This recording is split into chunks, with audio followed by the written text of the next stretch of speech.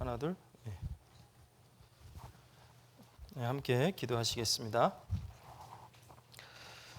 자비가 풍성하신 아버지 하나님 감사드립니다. 오늘이라는 시간도 저에게 생명 허락해 주시고 또 이렇게 주님의 몸된 교회 가운데서 말씀으로 교제할 수 있는 귀한 시간을 주심을 감사드립니다. 참으로 저희를 먼저 말씀으로 불러 구원해 주신 것도 감사한데 이렇게 또 날마다 때마다 필요한 말씀의 양식으로 공급해 주시고 하나님을 더욱 알아가며 이 마지막 시대를 만난 성도로서 어떻게 또 살아가야 할지 교훈해 주심을 감사드립니다. 참으로 주님의 말씀으로 저희를 구원하셨고 또 말씀 가운데 저희 신앙이 자라가는 줄 알고 있습니다.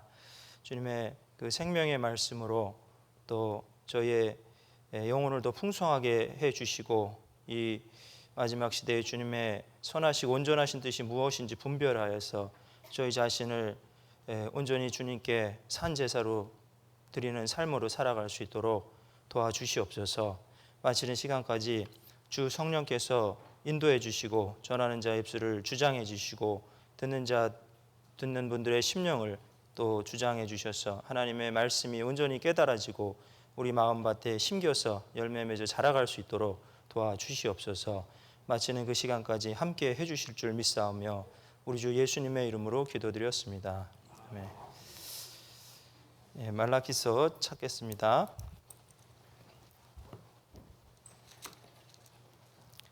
말라기서 1장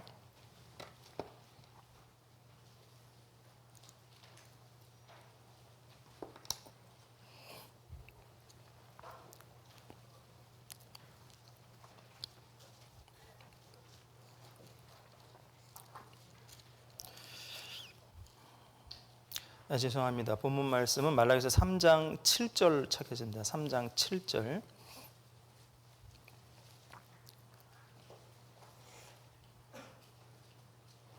3장 7절 같이 읽겠습니다. 만군의 여호와가 이르노라 너희 열조의 날로부터 너희가 나의 규례를 떠나 지키지 아니하였도다. 그런즉 내게로 돌아오라. 그리하면 나도 너희에게로 돌아가리라 하였더니 너희가 이르기를 우리가 어떻게 하여야 돌아가리까 하도다. 안녕하세요. 오늘 비도 오고 궂은 날씨인데 또 명절을 앞두고 공사가 다망하신데 이렇게 참석해 주셔서 감사합니다. 오늘 아주 끝내주는 책을 배워볼 시간입니다. 구약 성경의 마지막 책이죠. 끝내주는 책입니다. 그래서 말라기서 모르겠습니다. 오늘 이렇게 구약 성경 오늘 마지막 책 배우고 쫑파티를 할지 안 할지는 모르겠는데 아무튼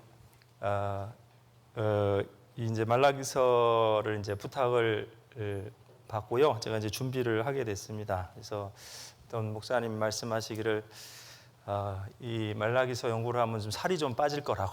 그래서 그랬더니 이제 정말 이렇게 살이 좀 빠졌습니다. 그래서 이제 생각해 보니까 이제 살이 말을 키야 그랬는데 말을 키야 그게 이제 원래 말라기서의 이제 원어가 말라키야거든요. 그래서 이제 살이 좀 말랐습니다. 어쨌거나 아무튼 좀 긴장을 풀어보려고 얘기를 하는데요. 아무튼 제가 이제 준비하면서 좀 2시간 동안 어떻게 이 말씀을 준비할까. 그래서 이제 지금 나눠드린 유인물이 38페이지입니다. 이 38페이지를 2시간 동안 다 할 수 있을까 이제 고민이 좀 되긴 합니다. 어쨌거나 최대한 최선을 다해서 해보려고 하는데요. 여러분들이 이제 말씀을 잘 들어주시면 또 잘 진행이 될 것이고 이렇게 잘 안 들어주시면 이제 또 잘 진행이 안 되겠죠. 그래서 아무튼 잘 들어주시면 좋겠습니다. 사실은 이 말라기서를 이렇게 준비하면서 연구하면서 개인적으로도 느끼는 게 많았고 또 정말 우리 시대에 너무나 맞는 말씀이다라는 생각을 많이 했습니다. 그래서 지금 이제 배경을 우리가 좀 이해를 해야 더 이해가 많이 될 것 같은데요. 이제 구약과 신약 있잖아요. 성경은 구약은 이제 예언된 말씀, 오실 메시아에 대한 예언이고 신약은 이제 오셔서 성취한 언약이 기록되어 있습니다.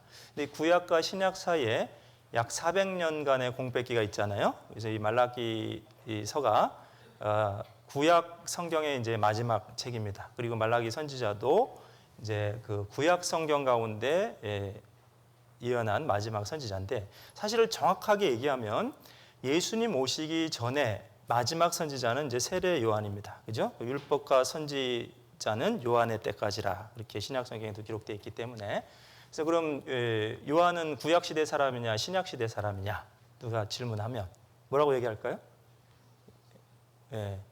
구약의 마지막 예언자죠. 근데 예수님 오신 것을 이제 보았고 예수님 때 또 사역을 했으니 또 한편으로 신약 시대 사람이라 할 수 있지만, 어쨌거나 선지자의 역할은 그 주의 길을 예비하는 거였잖아요. 그래서 구약의 마지막 선지자, 그럼 요한이라고 할 수 있습니다. 근데 구약 성경에 나타난 마지막 선지자는 이제 말라기죠. 어쨌거나 이 말라기서는 구약과 신약의 이제 가교 역할을 하고 있습니다. 이제 다리라고 할 수 있고요. 그래서 사실은 그 예수님의 초림이 수많은 선지자들을 통해 예언이 됐습니다. 창세기부터 모세, 그다음에 뭐 다윗, 수많은 선지자들이 예언을 했는데, 이 말라기 선지자도 예수님의 초림을 예언했어요. 하지만 약 400년간 예수님이 이제 오시지 않았잖아요. 그래서 그 가운데 이제 많은 회의, 그다음에 소망이 이제 식어지고 있는 그 모습 가운데 신앙이 이렇게 진보한 것이 아니고 그 뒤로 이제 뭐라 합니까? 백슬라이딩. 그러니까 이제 퇴보한 그런 이제 모습이었죠.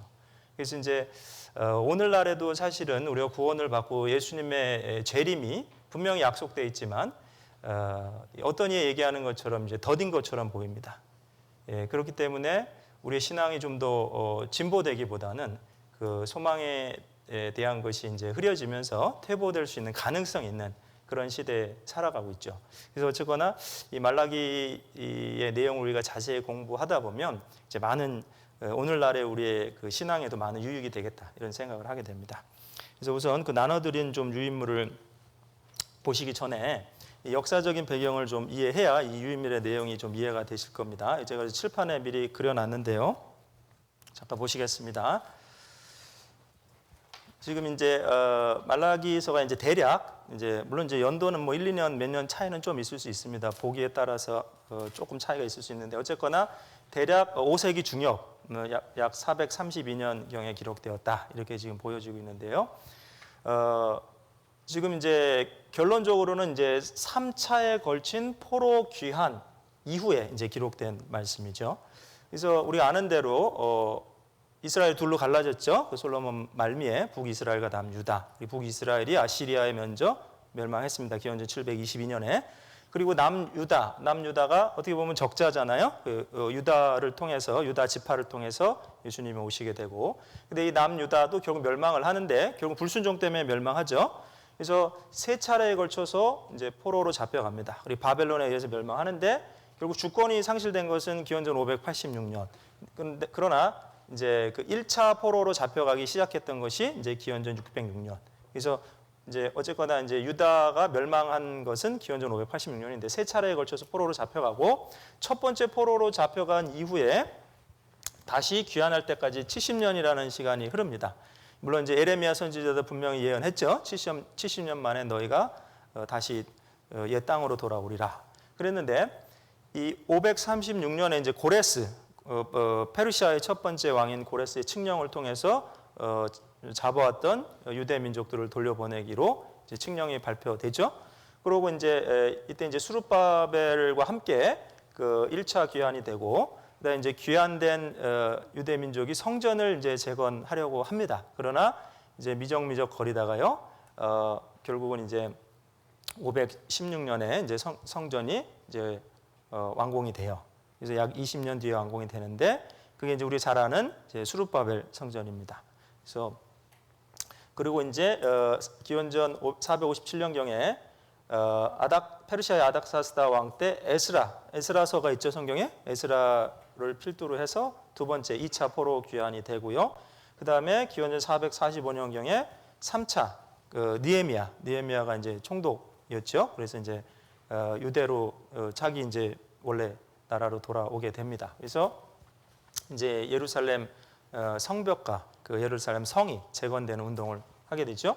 그 이후에도 이제 어쨌거나 우리가 이제 내용을 보면 이 느헤미야와 에스라가 활동했던 동시대에 이 말라기 선지자가 활동했다라는 걸 알 수 있지만 어쨌거나 기록된 것은 조금 뒤에. 왜 그러냐면 에스라와 느헤미야 시대에 일어났던 그런 어떤 죄악된 모습, 신앙적인 타락, 그것이 말라기 선지자가 이제 신랄하게 책망했던 내용이거든요. 그렇다면 이제 그 앞에서 어떤 일이 벌어져야 되잖아요. 그래서 조금 더 뒤에 기록됐다 이렇게 이제 보여집니다.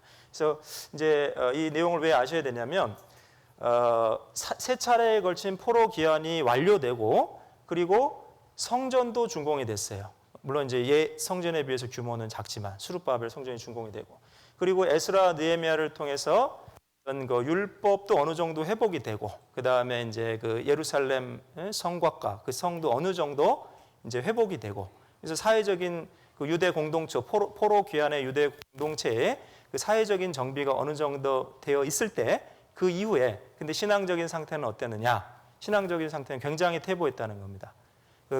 그 이유 중에 하나는 뭐냐? 성전도 재건이 되고 예루살렘 성벽도 어느 정도 재건이 됐지만 고대하던 메시아가 오지 않는 겁니다. 그래서 그 가운데 오히려 신앙을 지키고 살아갔던 사람들보다는 그런 오히려 세상적인 가치관을 가지고 이 속에 빠르게 그래서 반신앙적으로 살아갔던 악인이 더 잘 되고 그런 모습을 보면서 하나님의 공의가 어디 있느냐, 정말 하나님의 말씀이 이루어지는 거냐, 정말 메시아는 오실 것이냐 그런 것에 대한 많은 회의가 있었던 그런 시대에 말라기 선지자가 이제 메시지를 전한 겁니다. 물론 핵심 메시지는 뭐냐, 참된 회개를 통해서 여호와께 돌아오라. 그것이 이제 핵심 메시지입니다. 그래서 사실은 오늘날에 우리에게 던져주고 있는 많은 교훈이 있다고 생각해요. 사실은 지금 이 메시지가 포로 귀한 신세대의 신앙갱신을 위한 메시아 왕국의 도래와 종말론적 심판을 예언한다. 이렇게 제가 제목을 달아놨는데 어떻게 보면 여기 앉아 계신 많은 분들이 그 젊은 세대잖아요. 그리고 저희 교회 역사를 봐도 처음에 원로 목사님들이 구원받고 저희 교단이 형성돼서 전국에 200여 개 넘는 교회, 전 세계에 약 지금 뭐 셀 수도 없을 정도로 700여 개 넘는 교회들이 지금 이제 있는데 어떻게 보면은 그리고 한편으로는 초창기보다는 어떤 교회당 건축이라든지 그런 교회 체계를 갖추는데 더 많은 희생이 들어가는 상황은 아니에요. 어느 정도 체계적으로 안정이 되어 있는 상황인데, 근데 한편으로는 다시 오실 그리스도에 대한 그 재림의 약속이 있지만 마치 더디 오시는 것처럼 느껴지는 모습 때문에 그 확실한 예언이 있음에도 소망에 대해서 주저하게 되고 그래서 세상 사람들을 바라보게 되고 그래서 신앙을 붙들고 살아가기보다는 어떤 회의를 가지고 정말 구원받지 않은 사람들이 더 잘 되더라 그런 모습을 가고 신앙적인 퇴보의 모습이 있는 성도들이 있을 수 있잖아요. 그래서 이제 형식적인 신앙만 남아 있는 겁니다. 참으로 마음으로 하나님을 섬기고 오실 그리스도, 재림하실 그리스도를 고대하기보다는 정말 쉽게 얘기해서 부모님이 교회 가니까 그 친구가 교회 가니까 그래서 마음은 없는 그 예배를 드리는 거죠. 자기 자신을 드리는 것이 아니고 종교적인 형식과 율례만 남아 있는, 열정은 식어지고 그래서 그런 모습 가운데 우리가 받을 교훈이 있지 않을까 이런 생각을 하게 됩니다. 그래서 좀 먼저 같이 보도록 하겠습니다. 1페이지. 제가 이제 좀 읽으면서요, 어떤 부분을 이렇게 넘어갈 겁니다. 그리고 그런 부분들은 집에 가서 이제 읽으시면 되겠습니다. 이걸 뭐 다 읽게 되면요, 2시간 안에 끝낼 수가 없습니다. 자, 1페이지 서론, 말라기서의 기본 이해. 포로 귀한 신세대의 신앙갱신을 위한 메시아 왕국의 도래와 종말론적 심판을 예언했다. 말라기서는 소선지서의 마지막 12번째 책인 동시에 구약 성경 전체의 마지막 책이다. 본서에는 당시 이스라엘 백성들의 눈에 너무나 느리고 심지어는 도저히 이루어질 것 같지 않아 보이던 메시아 왕국의 분명한 도래와 종말론적 심판의 확실한 실현에 대한 강조가 그 기저를 이루고 있다. 제가 좀 전에 말씀드렸죠? 이제 역사적인 배경을 말씀드렸기 때문에 이해가 되실 겁니다. 그 기저의 바탕에 흐르고 있는 메시지는 뭐냐? 아무리 더디더라도 메시아는 오신다. 그래서 이제 물론 이제 말라기 선지자가 예언하는 메시아는 메시아의 초림이 주죠. 물론 메시아의 재림에 대한 예언도 있지만, 그리고 지금 악인이 잘 되는 것처럼 보이지만 하나님의 공의는 반드시 서고 그것은 마지막 때에 모든 것이 드러날 거다. 그것이 이제 종말론적 심판에 대한 예언인 겁니다. 그래서 그 메시지가 바탕을 깔고 있는 거예요. 그래서 그 메시지를 통해서 이제 회개하고 하나님께 돌아오시는 기본이 되는 겁니다. 그리고 다음 단락, 특히 말라기서는 메시아의 선구자로서 엘리야가 먼저 도래할 것을 예고하면서 끝맺고 있다. 그리하여 말라기서는 근 400년의 침묵기 뒤에 마침내 구약 성경이 거듭 예언한 메시아의 실체로서 이 땅에 오신 우리 주 예수 그리스도의 강림과 그의 선구자 세례 요한의 탄생으로 시작되는 신약과 구약의 가교 역할을 명시적으로 담당하고 있다. 이해되시죠? 무슨 얘기인지요? 예. 그리고 저자와 기록 시기, 2번 저자와 기록 시기. 본서 기자의 이름 말라기는 히브리어의 말라키의 번역어로 나의 사자라는 뜻을 가지고 있다. 그래서 여기 말르아크가 메신저, 메신저, 사자라는 뜻이죠. 사자 뭐 라이언이 아닙니다. 예, 메신저. 그래서 그 다음에 말라키 그것이 이제 1인칭으로 이제 나의 사자, my messenger 이런 뜻인데요. 근데 이제 이걸 조금 확장하면 말르아크와 여호와라는 뜻의 야가 붙어서 말리아키가 됩니다. 말리아키. 예? 그래서 말라키아 죄송합니다. 말라키아가 되는데요. 그거를 이제 축약해서 말라키 이렇게 되어 있습니다. 그래서 여호와의 사자 그런 뜻이죠. 그래서 나의 사자, 물론 나의 사자라는 건 하나님의 사자고요. 그리고 말라키아라고 해도 여호와의 사자, 이제 같은 의미입니다. 그래서 이제 뭐 밑에 내용을 보시면 뭐 여러 가지 이론이 있지만 사실은 이 말라키라는 이름을 가진 선지자가 기록한 책임에 확실하다. 그 내적 증거다. 왜냐하면 1장 1절에 그렇게 돼 있잖아요. 자, 이제 1장부터 좀 보실 텐데 한번 볼까요? 말라기 1장 1절. 같이 읽겠습니다. 여호와께서 말라기로 이스라엘에게 말씀하신 경고라. 그렇죠? 그러니까 이제 기자는 말라기라는 걸 우리가 알 수 있습니다. 그래서 넘기시면 2페이지입니다. 2페이지 느헤미야와 본서의 유사한 내용 이제 그 부분을 이제 보시면 되겠습니다. 즉 당시 이스라엘의 죄악상 가운데 제사장들의 부패, 11조와 헌물을 경홀히 여김, 이방 여인들과의 잡혼 등에 대한 지적으로 비추어 볼 때 본 선지자는 스가랴 선지자가 활동한 지 약 1세기 후인 BC 5세기 중엽 곧 에스라, 느헤미야와 동시대에 활동했을 것으로 추정된다. 제가 이미 다 말씀드렸습니다. 또 본서의 내용이 느헤미야가 예루살렘을 두 번째 방문했을 때의 기록과 일치하는데 느헤미야가 기원전 444년 유다 총독의 신분으로 귀국하여 성벽을 재건하고 기원전 433년 바사로 돌아갔다가 기원전 432년 재차 예루살렘에 귀국하여 개혁운동을 하였다. 따라서 본서는 기원전 432년경 이후에 기록되었을 것으로 보인다. 그래서 이 말라기 선지자는요, 이 느헤미야 총독의 종교적 개혁 운동을 메시지로 이제 지지했던 그 역할을 하고 있는 겁니다. 이해가 되시죠? 이제 오늘날에도 마찬가지입니다. 이제 어떤 신앙적인 개혁이 일어날 때 메시지, 말씀이 바탕이 되지 않는 개혁 운동은 굉장히 힘이 약한 겁니다. 그렇죠? 그래서 이 느헤미야 총독이 앞장서서 이스라엘의 신앙을 개혁하려고 했고, 그래서 예루살렘의 성벽을 재건했어요. 그때 이 말라키 선지자는 이 말씀으로 그 개혁 운동을 이제 함께 도운 겁니다. 3번 시대적 배경입니다. 당대 이스라엘은 바벨론 유수로부터 돌아와 BC 536년 약 100년간 가나안 땅에 살고 있었다. 자, 여기 아까 차트를 보시면요, 1차 포로 귀환이 기원전 536년경이잖아요. 그죠? 그러고 3차 완료되고 기원전 445년경. 그리고 말라키 선지자가 활동했던 기원전 432년이 1차 포로 귀환으로부터 보면은 얼마나 지났습니까? 100년 이상이 지난 거예요. 100년. 그죠? 다시 말하면 한 세기가 지난 겁니다. 한 세기가. 사실은 정말 우리에게도 많은 교훈이 되는데요. 한 세기를 넘겨서 교회를 통해서 복음이 힘있게 전해진다는 것은 쉽지 않은 일이긴 해요. 그 역사를 통해서 봐도 그것이 쉽지 않은 일이지만 사실은 우리는 교훈을 받아야 됩니다. 주님 언제 오실지 모르지만 마지막 시대의 교회로서 마치 그 릴레이의 마지막 주자로서 끝까지 열심히 달리다가 주님을 맞이하는 것이 우리에게도 영광이 되겠죠. 그래서 사실은 이 그 1차 포로귀환에 돌아온 그 포로귀환 1세대들이요. 얼마나 사실 열정적으로 목숨을 걸고 그다음에 성전을 재건했습니까? 그렇죠? 우리가 이제 쭉 읽어보면 알잖아요. 성경을 읽어보면. 근데 불과 100년 만에, 100년이 지나서 1세기 후에 이제 말씀을 말라기서를 자세히 읽어보십시오. 어떨 땐 깜짝 놀랍니다. 생각으로만 하나님을 대적하는 것이 아니고 담대히 말로 하나님을 대적하는 모습이 여기 이제 7번의 반문이 나오잖아요. 그래서 하나님은 어떻게 우리를 사랑하셨습니까? 어떻게 돌아갑니까? 우리가 어떻게 주를 거역했습니까? 담대히 하나님 앞에 말로 그렇게 반문하는 거예요. 영적인 무감각. 그리고 선지자는 자세히 하나님의 말씀을 받아서 그걸 전합니다.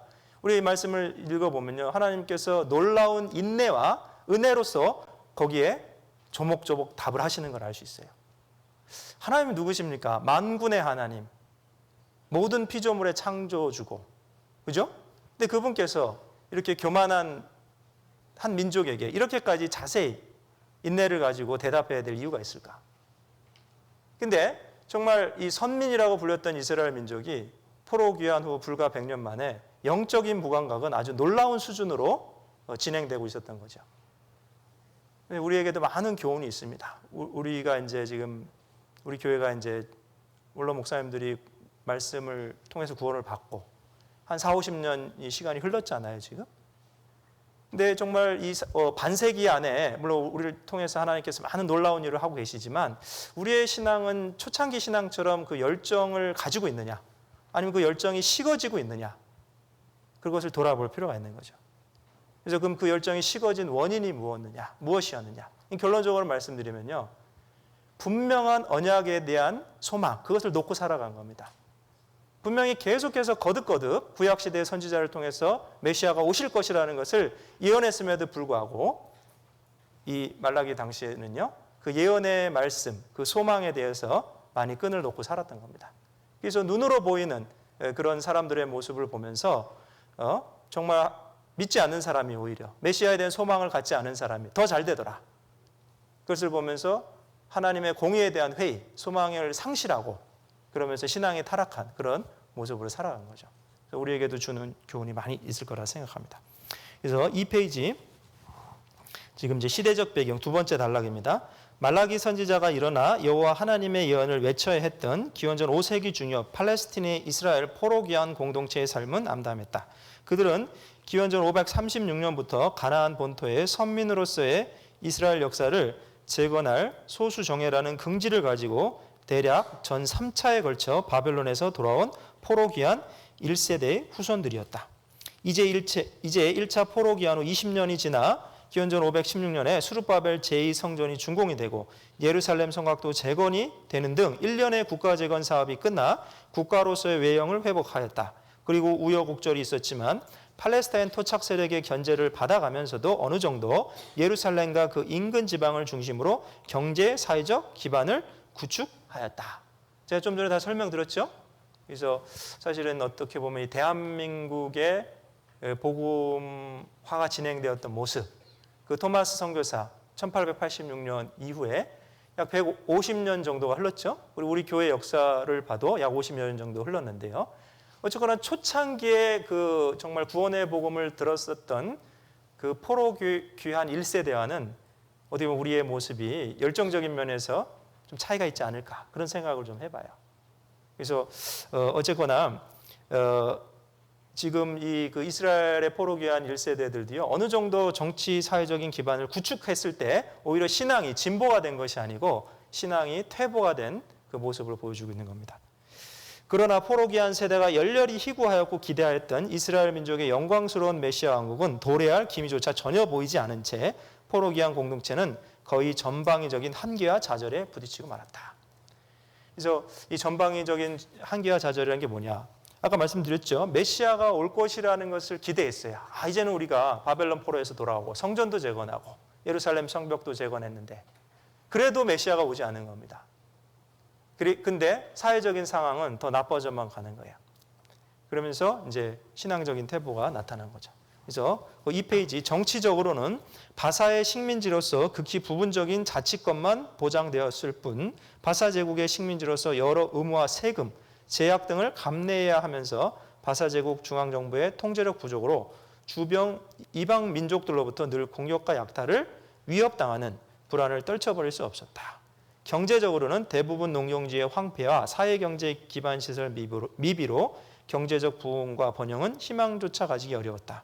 설상가상으로 계속되는 가뭄과 병충해, 특히 메뚜기 떼의 습격으로 논밭과 포도원이 극심하게 황폐되었고 상당수 포로 귀환 민들은 비참한 삶을 살아야 했다. 그리고 종교적으로는 이사야, 학개, 스가랴 선지자 등에 예언되었던 영광스러운 메시아 왕국이 가시적이며 즉각적으로 임할 것으로 믿었던 선민들이 제1차 포로 귀환 후 1세기가 지났음에도 불구하고 실현되지 않은데 많은 의구심을 품었다. 좀 전에 말씀드렸죠? 1세기가 흘렀는데요. 메시아가 도래하지 않은 거예요. 그러니까 이제 의심을 품게 된 거죠. 정말 메시아가 오실 것이냐. 이에 선민 사회는 경건하게 하나님을 섬기는 자들보다 당장의 안일과 만족을 위해 온갖 불의를 일삼는 자들이 횡행하게 되었으며 그에 따라 하나님의 공의에 대한 신앙적인 의구심도 증대되어 갔다. 심지어는 이 귀한 공동체 안에서도요. 오히려 세속적인 가치관을 가지고 신앙적인 열심으로 살아간 사람들보다는 요령을 피우면서 자기의 안위를 위해서 우선순위가 주님을 섬기는 것이 먼저가 아니고 자기 자신을 섬기는 것이 먼저였던 사람들이 잘 되는 모습을 보면서 하나님이 살아계시냐, 하나님의 공의가 있느냐 그런 이제 의구심을 품게 되었던 거죠. 사실 어떻게 보면 오늘날 우리도 비슷한 모습이 있을 수 있습니다. 사실은 우리 아버님, 어머님 때의 교회 신앙생활은 더 많은 희생이 요구됐잖아요. 그죠? 물질적으로도 그랬고요. 교회당 여러분 아십니까? 이곳에 1995년에 여기 인도원에 서울중앙교회가 세워질 때 우리 여러분들 아버님, 어머님 세대에 얼마나 많은 희생을 했는지. 근데 지금은 사실은 그런 희생이 요구되는 정도는 아니잖아요. 어느 정도 우리가 사회적 기반이 있다고 얘기할 수 있습니다. 교회적 기반도 있다고 얘기할 수 있어요. 근데 오히려 그러면 신앙은 진보를 하느냐, 퇴보를 하느냐 거기에 대해서 우리가 고민해 봐야 되는 거죠. 지금 말라키 시대에도요. 신앙이 진보를 했던 것이 아니고 오히려 퇴보를 했고 그리고 지금도 어떻게 보면 한편으로는 자기가 가진 것을 더 아끼고 희생해서 교회와 주님을 섬기려고 하는 사람들이 사회적으로는 더 잘 안 돼 보이는 그런 모습이 있을 수도 있습니다. 그랬을 때 어떤 그 당시에는 이스라엘 공동체, 오늘날은 교회 공동체 안에서 거기에 대해서 의구심을 품을 수도 있고 정말 내가 지금 잘하고 있는 거냐 아니면 남들처럼 눈치 보면서 적당히 해야 되는 거 아니냐 그런 어떤 신앙적인 긍정적인 마인드보다는 퇴보하는 마인드를 가질 수 있다는 거죠. 그래서 아무튼 이런 정치적인 상황이 또 사회적인 상황이 그랬다는 것을 좀 이해할 필요가 있습니다. 그리고 그 다음에 그 연대별 사건의 참고는요. 아까 여기 제가 그린 내용을 참고하시면 되겠고요. 그 다음에 그 바로 밑에 또 이제 중요한 건 뭐냐면요. 영적인 무감각, 그 언더라인 친 부분 있죠? 밑줄 친 부분. 그러나 영적인 무감각으로 그들은 말라기가 지적한 대로 그들의 범죄했음을 인정치 않았습니다. 사실은 말라기 선지자는 너희가 이렇게 하나님을 대적했다 그렇게 얘기를 하는데 계속해서 반문을 하죠. 우리가 어떻게 하나님을 대적했습니까? 우리가 어떻게 주의 것을 도적질했습니까? 이렇게 계속 반문하잖아요. 그것은 뭡니까? 메시지가 전해졌고 그것으로 깨닫고 하나님께 회개하고 돌아오라는데 반응은 지금 어떻게 나오는 거예요? 오히려 반문하는 겁니다. 내가 뭘 잘못했느냐? 도대체 지금 내가 하나님 것을 훔쳤다고 하는데 훔쳤다니 난 아무것도 안 훔쳤다. 그 얘기는 무슨 얘기예요? 메시지가 들어가지 않는 겁니다. 자기 자신을 객관적으로 하나님 앞에 돌아볼 그럴 만한 신앙의 마음도 없다는 거예요. 한마디로 말하면 영적인 무감각이 굉장히 심해진 정도죠. 여러분 사실은 이 세상에서 환자들도요. 언제 고칠 수 있냐면 감각이 있을 때 고칠 수 있는 거예요. 그렇습니까? 안 그렇습니까? 내가 아픈데 아픈 걸 느껴야 병원을 찾아가고 의사 선생님을 만나고 어떻게 치료해야겠습니까? 물어보겠죠? 근데 아픈데 아픈 걸 못 느껴요. 그러다가 암이 됐든지 그 병이 심해져서 너무 심해지면 어떻게 됩니까? 병원도 못 가고 돌아가시는 경우가 있죠. 감각이 없다는 게 좋은 게 아닙니다. 신앙도 마찬가지입니다. 이 무감각한 정도가 됐다는 것은 신앙이 굉장히 퇴보했다는 거죠. 그래서 3페이지 그 4번 이스라엘의 영적 상태 그 바로 위에입니다. 이에 말라기 선지자는 선민들에게 구약시대 수많은 선지자를 통해 예언하신 언약의 사자 곧 메시아가 예언대로 필히 오신다는 것과 또 그날의 악인들은 멸망의 심판을 면치 못할 것이며 오직 의인들만이 영광스러운 메시아 왕국에서 영생의 복을 누릴 수 있음을 확언하고자 본서를 기록했다. 이스라엘 영적 상태입니다. 4번. 이스라엘 영적 상태는 어둡고 절망적이었다. 왜냐하면 그들은 영적 진보를 보이지 않고 오히려 영적 타락 상태에 있었습니다. 그러나 하나님의 은혜의 태양은 그 위에 계속 비춰지고 있습니다. 여러분 정말 이 말라기 선지자를 우리가 공부하면서 한 가지 또 큰 은혜를 받는 것은 이스라엘은 계속적인 영적 타락으로 치닫고 있음에도 불구하고 지금 구약의 마지막 시대에서까지 그 죄로 말미암은 타락이 심화되고 있잖아요. 근데 하나님의 신실하신 언약은 계속 이어지고 있다는 거예요. 창세기부터 말씀하신 그 메시아가 지금 말라기서에서도 언급되고 있잖아요. 그렇습니까? 안 그렇습니까? 지금도 마찬가지입니다. 세상은 계속해서 타락의 길로 가고 있고 하나님을 알되 하나님으로 영화롭게 하지 아니하고 피조물을 창조물보다 더 섬기고 그 다음에 순리를 어그려서 영리로 행하고 있지만 지금도 하나님께서 찾는 자들은 복음으로 구원하시잖아요. 그리고 그 언약은 변치 않았습니다. 믿는 자는 구원을 얻을 것이다. 왜? 그 지금 언약대로 이루신 그 구속사역이 완성이 됐고 지금은 은혜 시대이기 때문에 복음을 믿음으로 구원받잖아요. 그죠? 그 언약은 변하지 않았잖아요. 지금 이 세상이 더 악하다고 해서 복음을 믿는 것으로 불충분하다. 너희가 더 착한 일을 더해야 보태야 구원을 받을 수 있다. 이렇게 말씀하고 있는 건 아니잖아요. 그러니까 지금도 마찬가지입니다. 신실하신 그 하나님의 언약은 여전히 유효하고 그러나 사람들의 반응은 영적인 퇴보로 가고 있잖아요. 이 말라키 시대도 그랬던 겁니다. 죄로 말미암은 영적인 퇴보. 메시지가 있음에도 불구하고 퇴보의 상태로 갔죠. 그러나 신실하신 하나님은 계속해서 말씀하고 계시는 거죠. 그리고 메시아가 오실 언약이 변하지도 않았고 때가 차니까 메시아가 오신 겁니다. 그죠?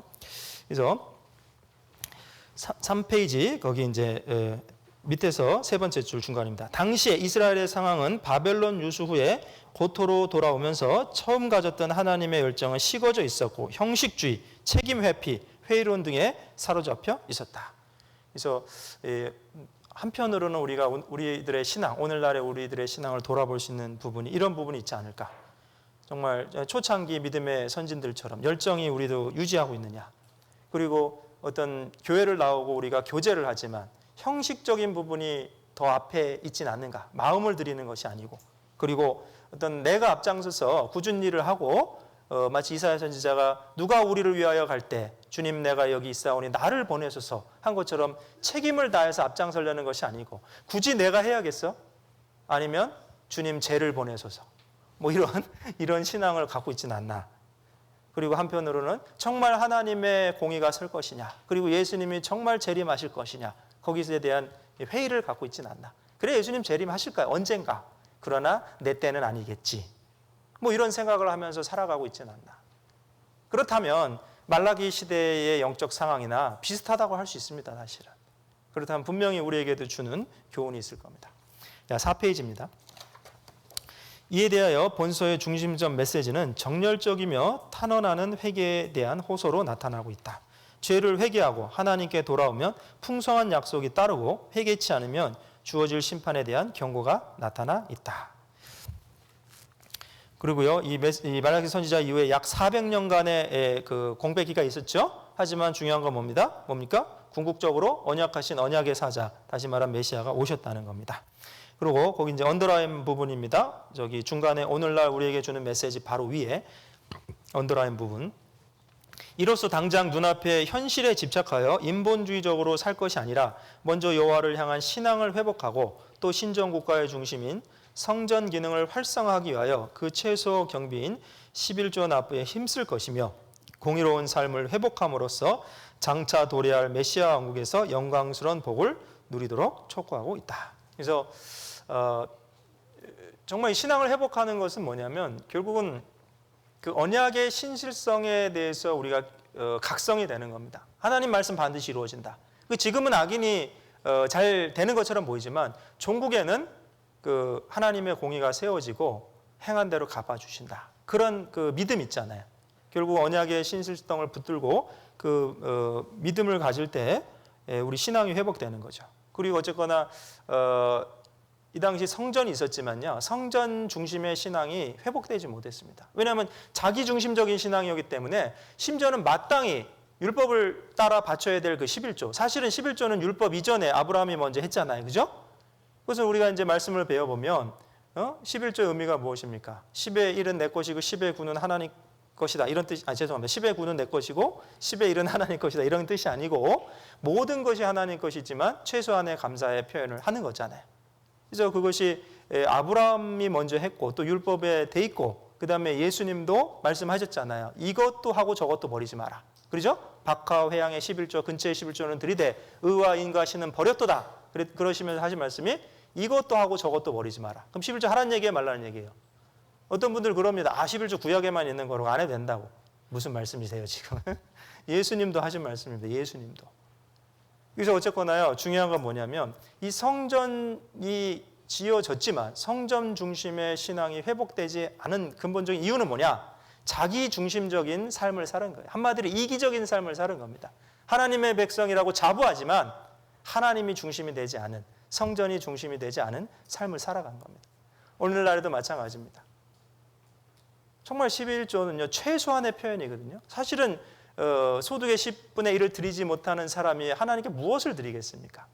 시간을 드리겠어요? 재능을 드리겠어요? 건강을 드리겠어요? 그리고 주님을 위해 산다고 하는 거, 그 거짓말입니다. 사실은 너희가 주께 모든 것을 받았다. 너희가 받지 아니한 것이 무엇인가 생각해봐라. 사실은 우리가 알죠? 구원받고 나면 압니다. 모든 것이 하나님이 주신 거고 지금도 생명과 호흡을 주장하고 계시잖아요. 만약에 나의 생명을, 호흡을 취해 가신다면 이 자리에 있을 수 없겠죠? 근데 모든 것이 하나님께로 온 거라는 것, 그것의 최소한의 표현이 11조인데 이제 그거조차 하지 않으면서, 그리고 선지자가 얘기했죠? 하나님의 말씀으로 너희가 하나님 것을 도적질했다. 그랬더니 어찌하여 우리가 도적질했냐고, 어떻게 도적질했냐고 이제 따지는 겁니다. 그러면서 그때 나온 말씀이 이제 말라기 3장에 이제 11조 헌물에 대한 말씀하신 겁니다. 어쨌거나 지금 영적인 상황이 이런 거예요. 이스라엘 민족의 영적인 상황은 성전 중심의 신앙이 아닌 자기 중심의 그런 신앙생활을 했다는 겁니다. 오늘날 우리에게 주는 메시지, 거기 손가락빛이 있습니다. 그리스도의 초림으로 구속이 완성이 되고 구원받은 성도들에게는 재림의 소망이 약속이 주어져 있다. 하지만 그리스도의 재림은 더딘 것처럼 보이며 악인이 더 잘 되는 것처럼 보이는 현실 세계에서 살아가고 있으며 구원의 기쁨과 전도의 열정은 사라지고 형식주의와 세속주의에 물든 오늘날의 신앙인들에게 던져지는 동일한 메시지가 있다. 제가 베드로후서 3장 8절로 9절에요. 이거 한번 같이 읽겠습니다. 유인물 보시고, 사랑하는 자들아, 주께는 하루가 천년 같고 천년이 하루 같은 이 한 가지를 잊지 말라. 주의 약속은 어떤 이에 더디다고 생각하는 것 같이 더딘 것이 아니라 오직 너희를 대하여 오래 참으사 아무도 멸망치 않고 다 회개하기에 이르기를 원하시니라. 그래요. 만약에 주님의 재림이 더디다고 생각한다면 이유는 한 가지입니다. 하나님의 오래 참으심 때문이에요. 지금도 회개하고 구원받기를 원하시기 때문에. 단지 그 이유입니다. 그래서 어떻게 보면 우리 시대에 너무나 이 베드로후서 말씀이 적합한 말씀이잖아요. 실제로 예수님 오시기 전에 이루어질 징조들은 거의 다 이루어진 그런 시대에 우리가 살아가고 있잖아요. 지금 오셔도 성경적으로 아무 문제가 없는 시대. 근데 오히려 세상 사람들은 조롱합니다. 예수님 재림하신다고? 너 종말론자지. 이럽니다, 이제. 원래 성경의 역사관이 종말론이에요. 시작이 있고 끝이 있다. 종말론이라는 게 뭐예요? 역사의 관점을 순환론으로 보느냐, 종말론으로 보느냐. 종말론이라는 건 뭐예요? 시작이 있으면 끝이 있다. 모든 사람은 자기가 말을 안 해도 종말론적 인생을 살아가는 거예요. 날 때가 있으며 죽을 때가 있다. 맞습니까? 틀립니까? 역사가 시작이 있으면 끝이 있는 게 맞는 거예요. 근데 우리가 성경을 배워보니까 예수님이 재림하시면 무슨 일이 일어나지? 우리가 알잖아요. 교회가 들림받고 이 땅에 이제 환란이 찾아옵니다. 근데 그때가 가깝다는 것을 말씀을 통해서 잘 아는 시대에 살아가는데, 근데 우리의 마음속에도 더디 오기 때문에 더디 온다고 느끼지 않나? 왜? 어떤 이에 더디 온다고 얘기하는 그 말 때문에 다른 사람들이 조롱하고 있기 때문에 그래서 회의가 생기는 거예요. 정말 주님의 재림이 사실이냐. 그래서 신앙적으로 진보가 아닌 퇴보가 나타나는 그런 모습이 있을 수 있다는 거죠. 그래서 내용 구성입니다. 내용 구성은요, 이게 어렵지 않습니다. 첫 번째는 이제 그 1장 1절로 5절까지는 머리말과 선민 이스라엘의 특권에 대해서 되어 있고요. 그래서 이제 본론 부분이 이제 1장 6절부터 4장 4절까지인데요. 총 6편의 이제 설교로 되어 있습니다. 그리고 이제 마지막에 결론 부분이 엘리야의 파송 약속. 엘리야라고 하는 것은 결국은 엘리야의 심령과 능력을 가지고 회개의 메시지를 전파하는 그 세례 요한을 가리키는 거죠. 그것이 4장 4절로 6절까지 이렇게 세 부분으로 나눠집니다. 그래서 이 본론 부분에 6편의 설교가 있는데요.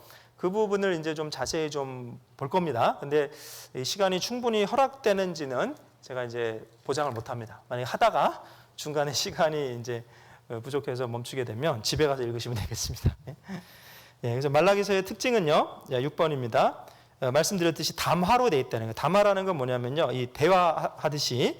그래서 1번 확인이라는 건 뭐냐, 이제 그 사실에 대해서 하나님 말씀하시는 거예요. 너희가 나의 것을 도적질하였다. 그다음 두 번째 반문은 이제 그 이스라엘 사람들이 반문합니다. 어찌 우리가 주의 것을 도적질하였나이까. 세 번째 논박이라는 것은 그 이제 근거를 들고 있는 거죠. 그 11조 헌물이다. 이제 이런 구조로 약 7차례 반론이 이렇게 나와 있습니다. 근데 제가 말씀드렸지만 만군의 하나님, 모든 피조물의 창조주께서요, 그런 말도 안 되는 반박에 하나씩 답을 하고 계시는 겁니다. 그것을 통해서 우리가 알 수 있는 것은 하나님의 놀라운 참을성과 은혜라고 하는 겁니다. 그리고 그 5페이지 그 당구장 표시 있죠? 백성들이 하나님과 논쟁하며 그들의 죄악된 길을 옹호하려고 하는 것은 위험한 일이며 말라기는 백성들과 제사장들의 무서운 죄를 지적합니다. 그래서 좀 특징에 대해서 또 따로 요약했습니다. 1번 말라기의 기본 교훈은 항상 백성들로 하여금 하나님의 언약을 기억하는 데서부터 시작되었음을 보여줍니다. 사실 이제 1장 2절부터 그래요. 내가 너를 사랑하였다 그랬더니 어떻게 사랑하였습니까? 이렇게 반문하는 거거든요. 그러면서 야곱에 대한 얘기를 합니다. 야곱과 내가 언약을 세웠다. 그래서 그 언약을 잊지 않았다. 그러면서 다른 부분들도 마찬가지죠.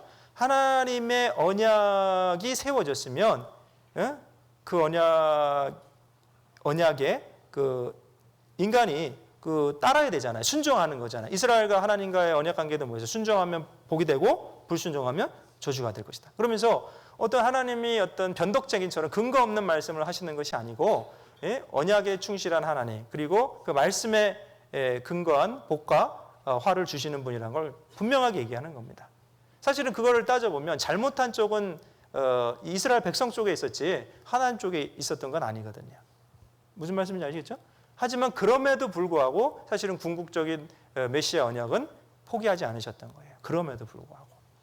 그래서 그다음 두 번째 하나님과 이스라엘 언약 관계를 부자 관계로 설명하고 있습니다. 그리고 세 번째 말라기에는 열국들의 심판에 대한 언급이 없습니다. 왜 그러냐면 사실은 이제 이사야서나 에스겔서나 에레미야서 쭉 보면요.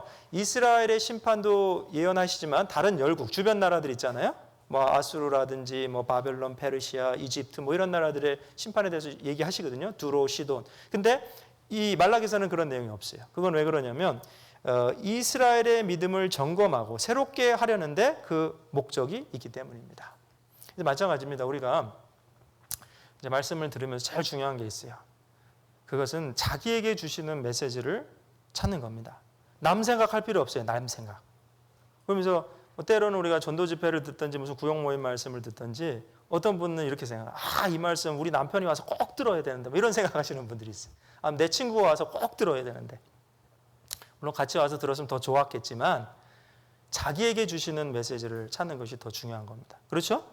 그래서 아무튼 이 말라기서에는 열국에 대한 심판에 대한 언급은 없다. 왜 그러냐? 그것은 이스라엘의 믿음을 점검하고 새롭게 된 게 목적이 있기 때문입니다. 4번 인간의 거듭된 범죄에도 불구하고 태초부터 종말까지 한순간의 단절도 없이 계속적으로 구속사를 전개하시는 하나님에 대한 신뢰와 소망이 두드러지게 나타난다. 그래서 이 말라기서 3장 1절에도요. 언약의 사자를 보내리라. The Messenger of Covenant. 그래서 그 커버넌트 그러니까 이제 나중에 예수님은 새 언약의 사자로 오시잖아요. 이스라엘이 파기한 첫 번째 것, 첫 언약을 지키지 못했잖아요. 그래서 이제 둘째 언약, 새 언약을 이루시는 이제 사자로 오십니다. 그래서 어찌 됐든지 이 인간의 거듭된 범죄에도 불구하고 이 하나님의 궁극적인 그 언약, 구속에 대한 언약은 변치 않는다는 거죠. 포기하시지 않는다는 겁니다. 그것을 통해서 우리가 하나님의 이제 은혜와 또 그 하나님께 소망을 둘 수 있는 거죠. 5번, 의인의 행위가 기록된 기념책에 대해 언급하고 있습니다. 이 사실은 이 기념책에 대해서 언급하고 있는 게 굉장히 좀 특이하죠. 분명 이제 이것을 통해서도 우리가 알 수 있는 내용은 뭐냐? 하나님 앞에는 잊혀짐이 없다는 거예요. 아무것도 감출 것도 없고, 물론 죄도 감출 게 없지만 우리가 하나님 앞에 정말 마음을 가지고 주님을 섬기고 몸된 교회를 섬겼던 것이 결코 잊혀지지 않습니다. 그것이 기록된다는 것은 뭐냐? 그 기록은 왜 될까요? 심판을 위해 기록됩니까? 아니면 보응, 다시 말해 상급을 위해 기록됩니까? 이거 기념책이니까 잘한 거잖아요, 그죠? 그건 이제 상급을 위해서. 마찬가지입니다. 우리가 뭐 올림픽이나 어떤 뭐 운동 경기를 할 때도 뭐 기록 요원들이 있잖아요. 기록을 정확히 하죠. 그래야 안 그래요? 어떤 뭐 이렇게 스코어를 통해서 우열을 가리는 경기들이 있을 수 있어요. 그럼 기록 요원이 있죠. 그 기록을 왜 합니까? 상 주려고 해요? 상 안 주려고 해요? 제 질문은 결코 어렵지 않습니다. 상 주려고 하잖아요. 상 주려고. 그래서 하나님 앞에 기념책이 있다는 건 뭐냐? 기록된다는 건 뭐냐? 그것은 우리에게 상을 주시기 위한 겁니다. 어쨌거나 이 기념책에 대한 내용이 있고요. 또 하나는 이제 주의 길을 예비할 엘리야, 물론 이제 세례 요한을 뜻하는데요. 그래서 사실 이 길을 예비한다는 건 뭐냐? 왕이 옛날 이제 고대 시대에 왕이 오기 전에 왕이 행차하시잖아요. 물론 우리나라 예전 그 조선 시대에도 그랬을 겁니다. 왕이 행차하시면 길이 지저분하면 안 되잖아요. 뭐 돌멩이도 있고 뭐 울퉁불퉁하고 그러면은 그 가마나 마차가 가기 어렵잖아요. 그럼 그 길을 잘 평평하게 닦아야 될 사람이 있었던 거예요. 그럼 그 사람은 왕 앞에 가야 돼요? 왕 뒤에 가야 돼요? 제 질문이 어렵습니까? 왕 앞에 가야죠. 응? 뒤에 가면 안 될 거 아니에요. 그래서 주의 앞에 주의 길을 예비하는, 그건 이제 뭐 영적으로 그 심령을 예비하는 겁니다. 그래서 회개하고 복음을 믿을 수 있도록 하는 그 회개의 메시지를 전했던 누가 있어요? 세례 요한. 그것이 이제 예언이 되어 있는 겁니다. 그리고 중심 주제, 하나님의 사랑. 그래서 말씀드렸죠. 사실은 이 계속된 범죄에도 불구하고 사실은 하나님께서 끝까지 이스라엘을 포기하지 않으시는 거예요. 경고의 메시지도 왜 주셨냐? 사랑하니까. 그죠? 떨어지는 것을 아는데 가만히 입 다물고 있겠어요? 돌이키라고 얘기하죠. 그거 왜 그래요? 사랑하니까. 두 번째, 제사장들의 죄악의 중대한 책임. 그래서 특별히 이 제사장들부터 평민들까지 타락했던 시대인데 이 제사장들의 또 죄악된 모습들도 많이 나와 있습니다. 세 번째, 백성들의 죄악. 특히 이제 가정에서부터의 타락이 있었다. 네 번째, 이제 7페이지입니다. 진정한 예배. 자, 진정한 예배란 우리는 이제 뭐 어떤 종교적인 회합, 어셈블리 그게 뭐 예배가 아니고요. 하나님 앞에 드리는 게 예배잖아요, 그죠? 근데 우선은 자기 자신을 온전히 드리는 겁니다. 그래서 로마서 12장 1절로 2절로도요. 너희 자신을 하나님이 기뻐하시는 산 제사로 드리라. 이것이 너희의 드릴 영적 예배니라. 근데 진정한 예배를 하기 위해서는 하나님의 뜻을 알아야겠죠. 하나님께 나아가는 자는 하나님이 계신 것과 그가 자기를 찾는 자들에게 상 주시는 이심을 알아야 된다. 알아야 되는 거예요. 하나님 계신지도 모르는데 어떻게 하나님께 나아갈 수 있겠어요? 그리고 또 한 가지는 하나님의 선하시고 기뻐하시고 온전하신지 무엇인 분별하여 너희 자신을 산제사로 드리라 그랬잖아요. 분별한다는 게 알아야 되는 겁니다. 그래서 마찬가지입니다. 이제 이 신앙의 각성이 되기 위해서도 내가 무엇을 잘못했는지 그리고 그것을 하나님 말씀에 비추어 봐야 돼요. 말씀을 알아야 되고 자기 자신의 모습을 또 뒤돌아봐야 되고 그런 것을 통해서 진정한 예배를 드릴 수 있는 겁니다. 그 다음에 마번, 언약에 신실하신 하나님과 주의 오심. 그래서 계속 제가 말씀드렸죠. 이 부분은 좀 읽어볼 필요가 있을 겁니다. 왜냐하면 한쪽에는 이 영적인 타락, 신앙적인 타락이 있지만 한쪽에는 언약에 신실하신 하나님께서 그 언약을 계속 지켜가시는 겁니다. 자, 마번, 언약에 신실하신 하나님은 의로운 자에 대한 영광의 약속과 악인에 대한 심판을 반드시 이루신다. 여기에 주의 백성된 자들이 약속된 주의 날의 영광을 바라보며 환난 가운데서도 소망과 용기를 가질 수 있는 근거가 된다. 여러분 생각해 보십시오. 우리는 지금 예수님 오신 이후에 또 2000년 뒤에 살고 있잖아요. 그럼 우리는 사실은 역사를 볼 때 뒤에서 앞을 보는 거예요. 그래요, 안 그래요? 그래서 사실은 우리 시대의 사람들이 그 이전에 종교개혁자들이 살았던 뭐 예를 들어 16세기라든지 또 예수님 뭐 당시보다도 어떻게 보면 성경에 대해서 더 많이 알 수밖에 없는 이유는 우리는 뒤에서 보고 있는 겁니다. 성경을 하나님 말씀을 다른 말로 계시다. 계시라는 건 뭐예요? Revelation. 펼쳐서 보여준 건데 제가 또 질문 드려볼게요. 하나님의 계시가 시간이 많이 갈수록 더 많이 펼쳐질까요? 더 적게 펼쳐질까요? 더 많이. 예? 어렵지 않죠? 예, 저는 어려운 질문 안 합니다. 시간이 갈수록 더 많이 펼쳐졌기 때문에 뒤에 살고 있는 우리 시대의 사람들이 하나님 말씀을 더 많이 아는 거예요. 똑똑해서가 아니고. 이해가 되시겠어요? 그래서 자, 우리가 이제 뒤에서 보면요. 자, 예수님의 초림이 있었습니까? 없었습니까? 그리고 예수님이 오셔서 구약에 예언된 대로 죄인을 구속하셨어요? 안 하셨어요? 그래요. 근데 말라키 시대에 보면 400년이 지나는 동안도 메시아가 초림하지 않는 거예요. 그러죠? 그러니까 그 시대의 사람들은 회의를 가질 수 있는 그런 상태가 된 거였죠. 이해가 되셔요? 근데 이런 걸 통해서 우리가 교훈을 얻을 수 있는 건 뭐냐? 그러나 우리는 안다는 거예요. 하나님의 언약은 반드시 실현된다. 그죠? 그리고 메시아를 보내시겠다 했던 그 언약도 실현이 됐잖아요.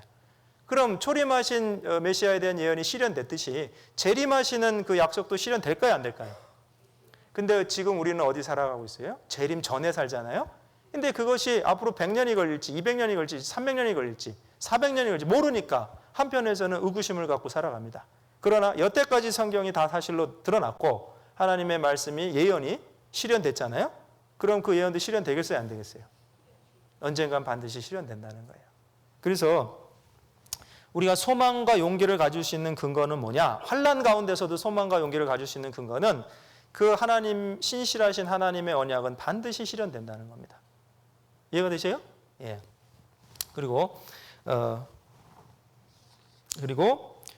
그래서 기억하는 게 중요한 겁니다. 중간에 굵은 글씨로 말라기 4장 4절 너희는 거기 있습니다. 같이 한번 읽어보겠습니다. 너희는 내가 호렙에서 온 이스라엘을 위하여 내 종 모세에게 명한 법 곧 율례와 법도를 기억하라. 그래요. 기억하는 게 중요한 거예요. 뭘 기억하냐? 하나님의 말씀을 기억해야 됩니다. 그래서 기억을 통해서 우리가 다시 하나님께 돌아올 수 있어요. 기억한다는 건 뭐예요? 하나님 말씀대로 되는구나. 그것을 통해서 하나님께 돌아올 수 있는 겁니다. 그래서 하나님 인생이 아니시니 시건치 아니시고 인자가 아니시니 후회가 없으시도다. 그 말씀하신 바를 행치 않으시며 하신 말씀을 실행치 않으시랴. 반드시 실행하신다는 거죠. 그리고 한번 여기 성경 하나 찾겠습니다. 성경 하도 안 찾으시니까 좀 심심해 하시는 것 같아서 이사야서 54장 10절. 유인물에는 없어요. 자, 이사야서 54장 10절. 이사야 54장 10절.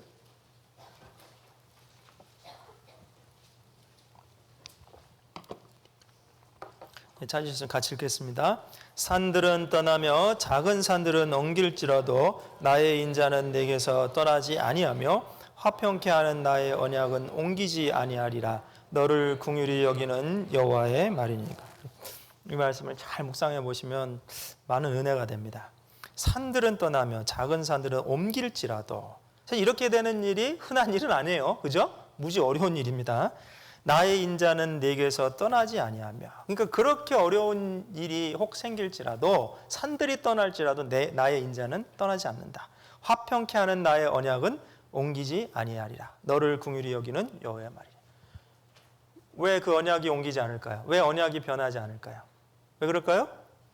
우리를 긍휼히 여기셔서. 사실은 그 영원한 속죄도요, 사실 우리가 사람이 가진 지식으로 그것을 어떻게 이해할까? 우리는 영원한 세계에 살아갑니까? 아니면 시간 속에 살아갑니까? 저의 질문은 어렵지 않습니다.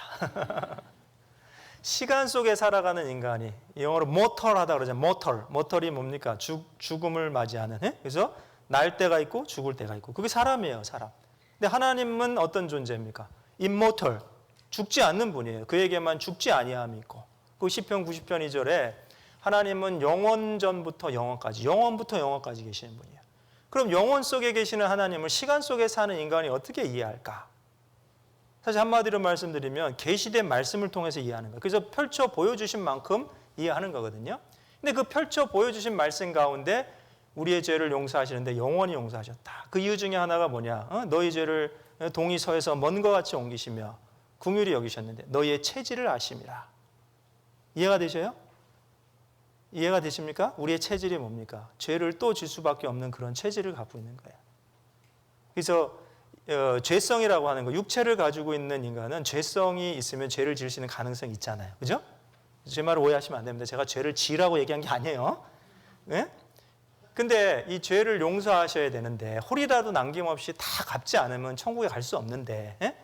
그럼 그것이 성경에는 사람의 행위로도 안 되고 사람의 의로도 안 되고 율법을 지켜서도 안 되는데 피 흘림이 없은즉 사함이 없는데, 그죠?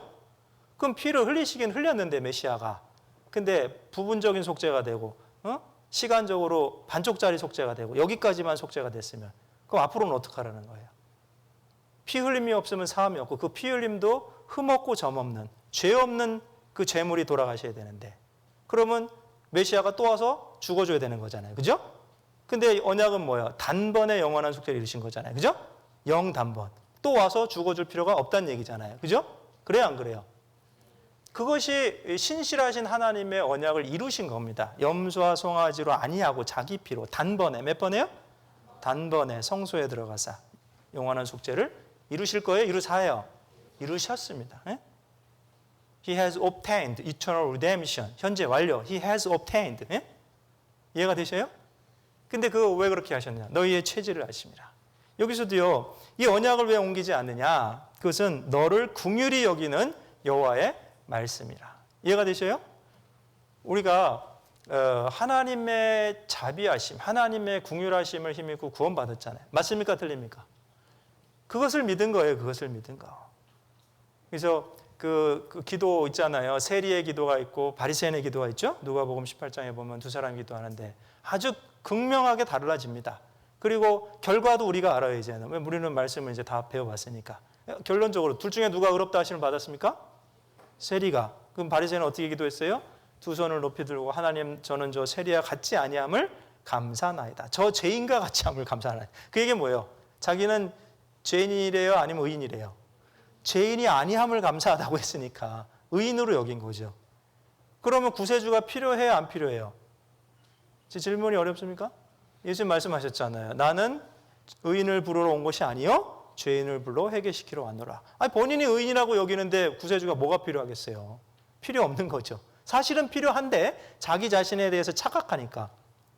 국어를 배웠으면 주제를 알아야 되고 산수를 배웠으면 분수를 알아야 되는데 하나님 앞에서 주제와 분수를 모르는 거죠. 한마디로 말하면.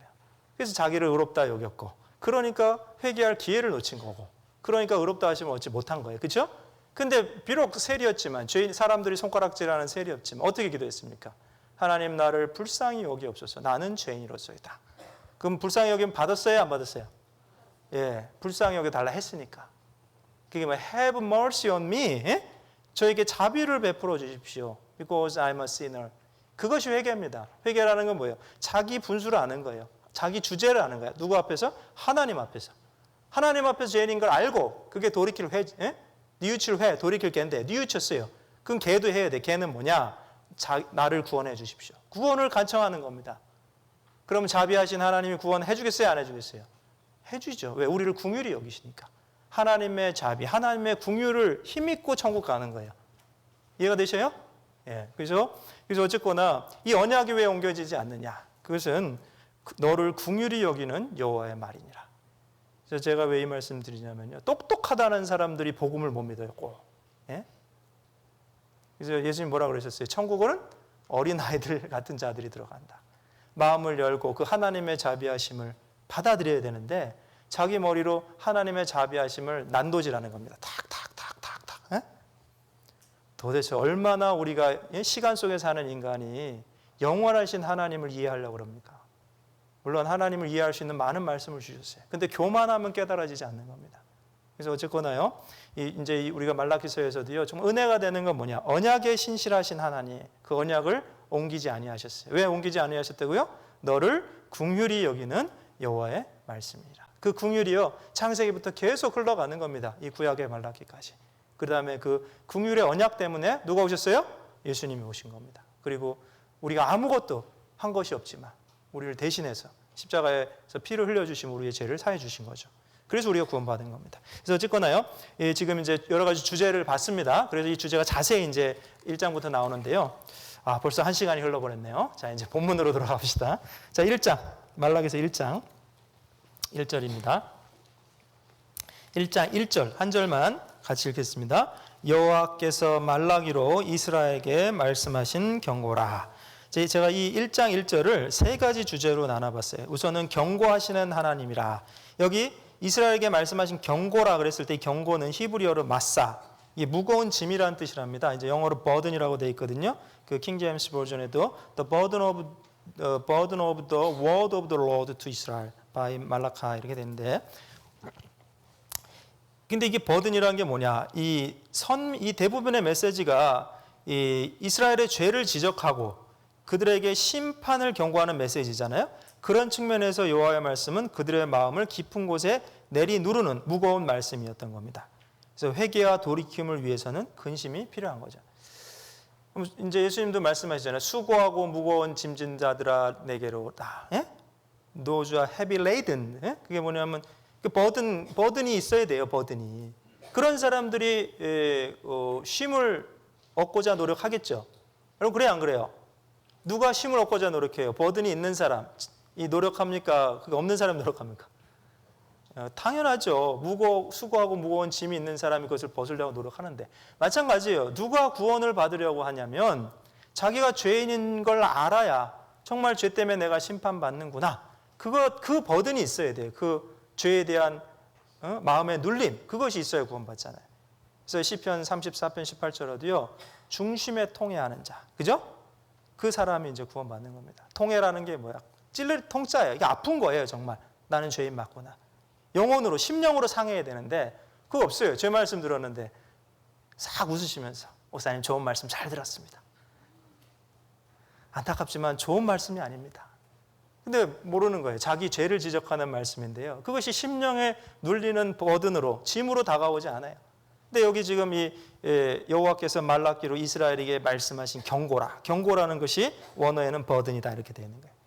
마찬가지입니다. 우리가 신앙을 회복하기 위해서도요, 말씀을 듣다 보면 사실 말씀은요, 교훈과 책망과 바르게 함과 의로 교육하기에 유익하니. 책망의 말씀이 있어요, 없어요? 물론 그렇다고 대부분의 그 말씀을 전하시는 분들이 아무개 형제님 강단에서 이렇게 책망할 수는 없잖아요. 이 말씀을 통해서 원래 말씀대로 있는 그대로 전합니다. 근데 어떤 경우에는 말씀을 듣는 형제님이 이제 마음이 이렇게 좁아져 갖고는 그 목사님한테 얘기하는 거예요. 목사님 오늘 나들으라고 얘기했죠. 말하면서 많은 사람들 앞에서 제 죄를 그렇게 지적해도 되는 거예요. 이러면 물론 목사님은 전혀 모르는 내용이고 누구도 그 형제의 어떤 그런 얘기를 해주지 않았습니다. 그러면 나들으라고 얘기했죠. 그러면 찔리긴 찔린 거예요 지금, 그죠? 그래 안 그래요? 그럼 잘 들은 거예요, 못 들은 거예요 지금? 잘 들은 거, 아주 잘 들은 거예요. 오히려 꼬뻑꼬뻑 조는 분은요, 찔리는 게 뭐가 있겠습니까? 잠 잘 주무시다 나오는 거지. 찔렸다는 건 뭐냐? 말씀 잘 들은 거거든. 그게 버든으로 온 거예요. 그러면 두 번째 단계가 뭐예요? 내가 하나님 앞에 잘못했구나. 회개해야겠구나. 돌이켜야겠구나. 그래야 살 길을 가는 거죠. 그거를 마음을 이렇게 쭉 좁혀갖고는 목사님 나들으라고 얘기했죠. 이러면 안 되는 거잖아요. 그죠? 그래서 어쨌거나 마찬가지입니다. 이 경고라는 거, 버든이라는 뜻이 뭐냐? 정말 회개와 돌이킴을 위해서 근심이 필요해요. 고린도후서 7장 9절로 12절, 9절로 11절, 거기 유임을 보고 같이 읽으시겠습니다. 내가 지금 기뻐함은 너희로 근심하게 한 까닭이 아니요 도리어 너희가 근심함으로 회개함에 이른 까닭이라. 너희가 하나님의 뜻대로 근심하게 된 것은 우리에게서 아무 해도 받지 않게 하려 함이라. 하나님의 뜻대로 하는 근심은 후회할 것이 없는 구원에 이르게 하는 회개를 이루는 것이요 세상 근심은 사망을 이루는 것이니라. 보라, 하나님의 뜻대로 하게 한 이 근심이 너희로 얼마나 간절하게 하며 얼마나 변명하게 하며 얼마나 분하게 하며 얼마나 두렵게 하며 얼마나 사모하게 하며 얼마나 열심 있게 하며 얼마나 벌하게 하였는가. 너희가 저 일에 대하여 일절 너희 자신의 깨끗함을 나타내었느니라. 그래요. 11절에 보라, 하나님의 뜻대로 하게 한 이 근심이 너희를 얼마나 간절하게 하며 얼마나 변명하게 하며. 이게 무슨 얘기예요? 신앙이 회복되는 겁니다. 근데 뭐 때문에 회복해요? 근심 때문에. 근데 그 근심이 세상 근심이 아니고 하나님의 뜻대로 하는 근심인 겁니다. 하나님의 뜻 가운데 살아보기 위해서. 말씀의 지적이 내 마음을 찌른 거예요. 내가 잘못 가고 있구나. 근심하는 거예요. 이 죄에서 벗어나야지. 근심하는 겁니다. 근심. 그래서 근심하고 돌이킬 때 그때 다시 회복이 되잖아요. 신앙이 회복이 되는 거예요. 그래서 이게 경고라는 말씀이요. 이 경고는 사실은 근본적으로 사랑하니까 주시는 거예요. 아까 말씀드렸잖아요. 풍전등화, 바람 앞에 촛불입니다. 지금 저렇게 가다가는 낭떠러지 떨어질 걸 아는데 여러분들이 사랑하는 사람이라면 얘기하겠어요, 안 하겠어요? 경고하겠어요, 안 하겠어요? 경고해야죠. 그럼 왜 그래? 사랑하니까 하는 겁니다. 그래서 여기서 여호와께서 말씀하신, 또 이제 1장 1절에 여호와께로서 말라기로 이스라엘에게 말씀하신 경우다. 여호와께서 말씀하셨어요. 하나님은 항상 침묵하고 계신 분이 아니에요. 때때로 우리에게 말씀하십니다. 어떻게 보면 오늘도 우리에게 말씀하시는 거예요. 성경을 통해서. 그렇죠? 그리고 개인적으로도요. 하나님이 때때로 우리에게 말씀하십니다. 사실 우리가 모임에 나오면 많은 말씀을 듣죠. 구역 모임, 무슨 조 모임, 또 주일 말씀, 또 청년의 교제. 근데 문제는 뭐냐? 내가 마음을 닫고 귀를 닫고 그 자리에 앉아 있으니까 그 말씀을 못 듣는 거예요. 근데 하나님 때때로 우리에게 말씀하셨어요. 항상 침묵하시는 게 아닙니다. 그럼 그 말씀을 듣고 돌이켜야 되는 거거든요. 그거는 이제 우리의 몫인 겁니다. 그래서 그 히브리서 1장 2절에도요. 옛적에 여러 선지자로 여러 부분과 여러 모양으로 우리 조상에게 말씀하신 하나님이니 이 모든 날의 마지막에 아들로 우리에게 말씀하셨다. 그래서 그 선지자들 통해서도 계속 말씀하셨죠. 말씀하신 하나님. 그리고 마지막에는 아들로 우리에게 말씀하셨다. 예수 그리스도를 통해서 우리가 하나님의 분명한 메시지를 확인했습니다. 십자가에서 확인한 메시지가 뭡니까? 하나님이 세상을 이처럼 사랑하사 독생자를 주셨으니 이는 저를 믿는 자마다 멸망치 않고 영생을 얻게 하려 하심이라. 그래서 그 십자가에서 확인한 메시지, 하나님의 사랑과 공의잖아요. 공의는 뭡니까? 죄는 반드시 심판받아야 되는데 죄의 삭은 사망인데 그 사망의 대가를 예수님이 대신 치르셨어요. 사망을 지불하셨죠. 공의가 완성됐습니다. 그럼 나를 대신했다는 게 뭐예요? 그것이 사랑이죠. 그래서 십자가에서 하나님의 메시지 분명히 봤어요. 아들로 말씀하신 겁니다, 우리에게. 그래서 하나님은 말씀하신 하나님이다. 그 말씀이 있다면 말씀에는 목적이 있어요. 자, 이번 이 말라기서의 이 말씀의 목적은 무엇일까요?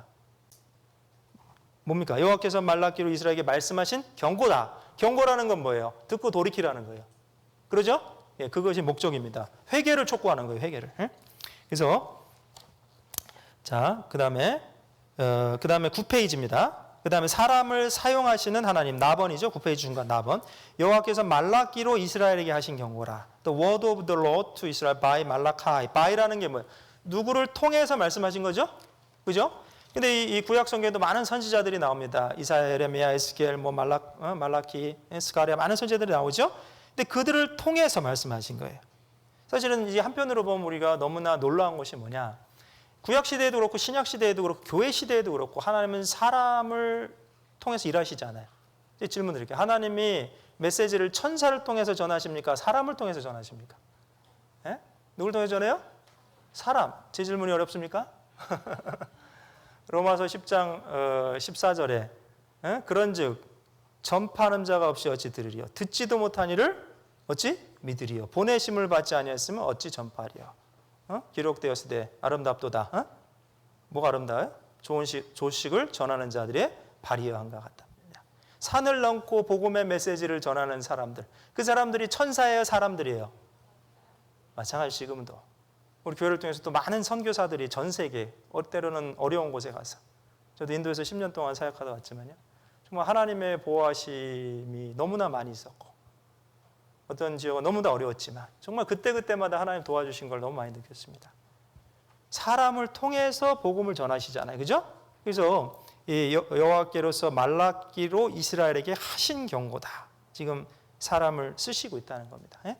그래서 말라기의 뜻이 뭐라 했죠? 나의 사자. 나의 사자가 무슨 뜻이에요? My messenger. 메신저라는 거는 메시지를 전하는 사람입니다. 지금도 교회 시대에도 우리 각자가 하나님의 메신저. 우리 각자가 하나님 앞에 말라키아예요. 말라키아. 말라키아가 뭐라고요? 여호와의 메신저. 우리 각자가 여호와의 사자입니다. 지금. 그래서 말라키서를 배우면서 우리가 무엇을 또 느껴야 되느냐? 나는 여호와의 메신저구나. 그럼 이 하나님의 사자로 쓰임받는 사람들의 특징이 있죠. 그래서 거기 보면은 말씀을 받아 전해야 되기 때문에 정직한 사람들이어야 된다. 그 다음에 그 말씀을 대변해야 되고 회개를 촉구하기 때문에 사람을 두려워하지 않는 담대한 마음이 있어야 된다.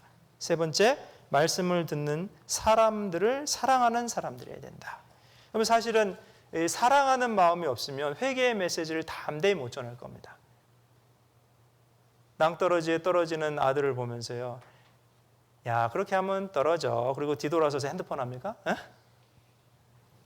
정말 사랑한다면요, 나팔을 불라, 목청을 높이라, 얘기하겠죠? 안 돼 하고 얘기할 겁니다. 그래서 사람을 사랑하는 사람이 회개의 메시지를 올바로 전할 수 있는 겁니다. 4번, 주님의 말씀 증거를 위해 목숨까지 각오한 사람들이었다. 5번, 주의 말씀에 절대 순종하는 사람들이었다.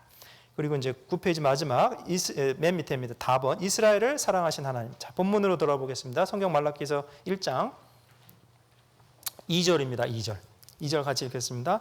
여호와께서 가라사대 내가 너희를 사랑하였노라 하나 너희는 이르기를 주께서 어떻게 우리를 사랑하였나이까 하는도다. 예, 거기까지 보겠습니다.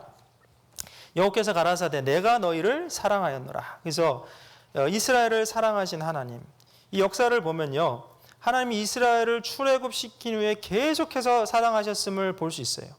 지금 10페이지입니다. 그들을 얼마나 사랑하셨는지. 그리고 지금도 마찬가지잖아요. 역사 속에서 얼마나 많은 선지자와 일꾼들을 보내시는 이유는 뭐예요? 돌이키라고. 내가 아침부터 저녁까지 내 종 선지자들을 내게 보내지 아니하였느냐. 왜 보냈어요? 듣고 돌이키라고. 그리고 권고하신 겁니다. 그래서 미가서 6장 4절 5절 끝에 보면요, 자, 미가서 거기 유인물 있죠? 미가서 6장 4절로 한번 같이 읽겠습니다. 내가 너를 애굽 땅에서 인도하여 내어 종노릇 하는 집에서 속량하였고 모세 아론과 미디암을 보내어 내 앞에 행하게 하였느니라. 내 백성아 너는 모압 왕 발락의 깨어온 것과 부올의 아들 발람이 그에게 대답한 것을 추억하며 시딤에서부터 길갈까지를 추억하라. 그리하면 나 여호와의 의롭게 행한 것을 알리라 하실 것이니라.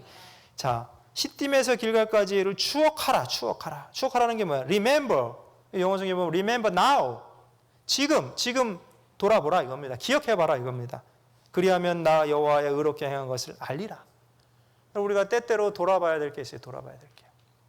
하나님의 신실하심. 지금까지도 나를 얼마나 신실하게 지켜주셨는가. 그리고 또 돌아봐야 될 게 있습니다. 에레미야서 2장 23절 29절에 보면 반면에 인간의 길은 어땠느냐. 그러면서 골짜기 속에 있는 내 길을 보라. 암나기가 정욕에 동해서 이리저리 흩어지면서 다니는 것 같지 않냐. 내 길을 보라. 그러니까 봐야 될 게 뭐냐. 한편에서는 하나님이 얼마나 신실하게 은혜로 지금까지도 이스라엘 민족을 인도했는지, 나를 인도하셨는지. 한편에서는 그럼에도 불구하고 얼마나 많은 죄를 하나님 말씀에 거역하면서 살았는지. 그 두 가지를 대비해 보십시오. 마치 하얀 글씨를 검은 바탕에다 놓고 보면 잘 보여요, 안 보여요? 잘 보이죠? 하나님의 수많은 은혜를 바탕으로 내가 주님 앞에 어떻게 살아왔는지를 놓고 보면 이런 질문 못 할까요? 어떻게 우리를 사랑하셨나이까? 그런 질문 할 수 있겠어요? 하나님 말씀하셨습니다. 내가 너를 사랑하였노라. 그랬더니 반문하기를 주께서 어떻게 우리를 사랑하셨나이까? 지금 봐야 될 걸 못 보니까 그래요. 하나님의 은혜라는 한쪽 면도 못 보고 그들이 하나님 앞에 불순종했던 팩트, 오늘날의 말로 팩트도 안 보는 겁니다. 지금 팩트도. 그러면서 반문하고 있는 거예요. 우리를 어떻게 사랑하셨나이까? 그래서 그 유인물에 보시면요, 10페이지 아모스 2장 10절로 11절에도요. 내가 너희를 애굽 땅에서 이끌어내어 40년 동안 광야에서 인도하고. 그 40년 동안 어떻게 인도하셨습니까?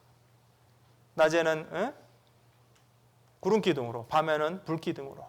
그죠? 40년 동안 배고프다 하니까 하늘에서 내리는 만나. 또 고기 먹고 싶다 하니까 메추라기 코에 냄새 날 정도로. 그죠?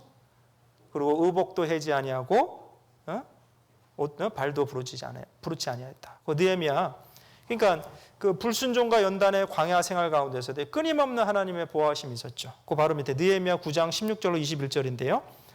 거기 제가 읽어보겠습니다. 저희와 우리 열조가 교만히 하고 목을 굳게 하여 주의 명령을 듣지 아니하고 거역하며 주께서 저희 가운데 행하신 기사를 생각지 아니하고 목을 굳게 하며 패역하여 스스로 한 두목을 세우고 종되었던 땅으로 돌아오고자 하였사오나 오직 주는 사유하시는 하나님이라 은혜로우시며 긍휼히 여기시며 더디 노하시며 인자가 풍부하심으로 저희를 버리지 아니하셨나이다. 또 저희가 송아지를 부어 만들고 이르기를 이는 곧 너희를 인도하여 애굽에서 나오게 하신 하나님이라 하여 크게 설만하게 하였사오나. 자, 19절 같이 읽겠습니다. 주께서는 연하여 긍휼을 베푸사 저희를 광야에 버리지 아니하시고 낮에는 구름 기둥으로 길을 인도하시며 밤에는 불 기둥으로 그 행할 길을 비추사 떠나게 아니하셨사오며. 20절 또 주의 선한 신을 주사 저희를 가르치시며 주의 만나로 저희 입에 끊어지지 않게 하시고 저희의 목마름 인하여 물을 주시사. 21절 40년 동안을 들에서 기르시되 결핍함이 없게 하심으로 그 옷이 헤어지지 아니하고 발이 부르지 아니하였사오. 여러분 보시오. 이스라엘이 행한 것은 계속된 불순종입니다. 심지어는 출애굽 이후에도요, 송아지를 신이라고 금을 부어서 금송아지를 만들고. 근데 그렇게 하였사오나 18절 끝에 크게 설만하게 교만하게 행한 거죠. 근데 19절에 주께서는 연하여 긍휼을 베푸사. 연하여 긍휼을 베푸셨다는 게 뭐예요? 계속해서 긍휼을 베푸셨어요. 그리고 광야, 그 불순종의 광야 생활 가운데서도 하나님의 인도하심과 보호하심이 있었습니다. 그럼 가만히 생각해 보십시오. 구약 성경을 읽어보면 읽어볼수록 하나님께서 언약의 백성인 이스라엘을 얼마나 사랑하셨는지 그 사랑의 손길을 볼 수 있잖아요. 그럼 우리는 어떻습니까? 구원 이후에 하나님께서 나의 불순종에도 불구하고 지금 이 자리까지 나를 얼마나 사랑하셨는가. 여러분, 내가 이 자리에 앉아있기까지 하나님이 도와주셨을까요? 안 도와주셨을까요? 지금까지 지내온 것 주의 크신 은혜라. 한이 없는 주의 사랑 어찌 이루 말하랴. 지금까지 지내온 것 주의 크신 은혜라. 한이 없는 주의 사랑 어찌 이루 말하랴. 자나깨나 주의 손길, 나를 보호하시며. 그럼 가만히 생각해 보십시오. 정말 내가 만약에 하나님이라면 나 같은 사람을 이렇게 보호해 주셨을까? 이 자리까지 인도했을까? 공의의 하나님, 거룩하신 하나님이 우리가 행한 대로 갚으셨으면 내가 이 자리에 있을 수 있을까? 그걸 기억하면요, 어떻게 이렇게 대답하겠어요? 내가 너를 사랑하였노라 그랬더니 지금 반문하기를 주께서 어떻게 우리를 사랑하셨나이까? 이게요, 아주 교만하게 지금 반문하고 있는 거거든요, 이스라엘이.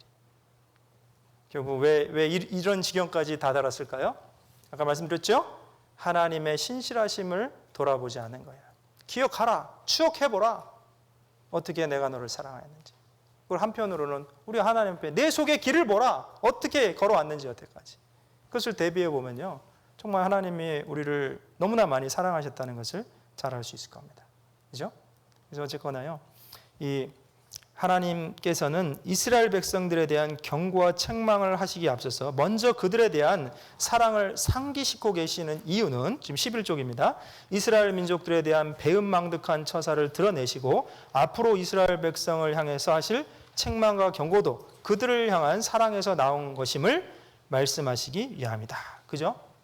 그래요. 그 경고의 메시지도요, 결국은 그 이스라엘 사랑하시니까 그런 겁니다. 그리고 우리가 그걸 통해서 무슨 교훈을 얻어야 되냐면, 때로는요, 심신의 징계가 나를 사랑하셔서 주신다는 것을 알아야 할 겁니다. 때로 우리가 마음이 괴로울 때가 있어요. 그게 징계의 한 방편일 수 있습니다. 그래서 시편 119편 75절 유인물 보시 같이 읽겠습니다. 여호와여, 내가 알거니와 주의 판단은 의로우시고 주께서 나를 괴롭게 하심은 성실하심으로 말미암음. 주께서 나를 괴롭게 하심은 성실하심으로 말미암음이니이다.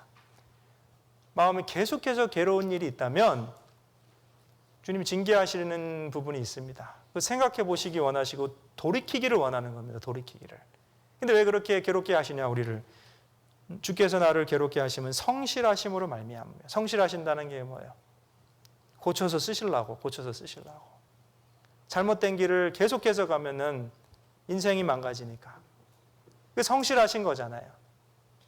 얼마나 성실하신 분이 도기장입니까? 고쳐서 쓰시려고.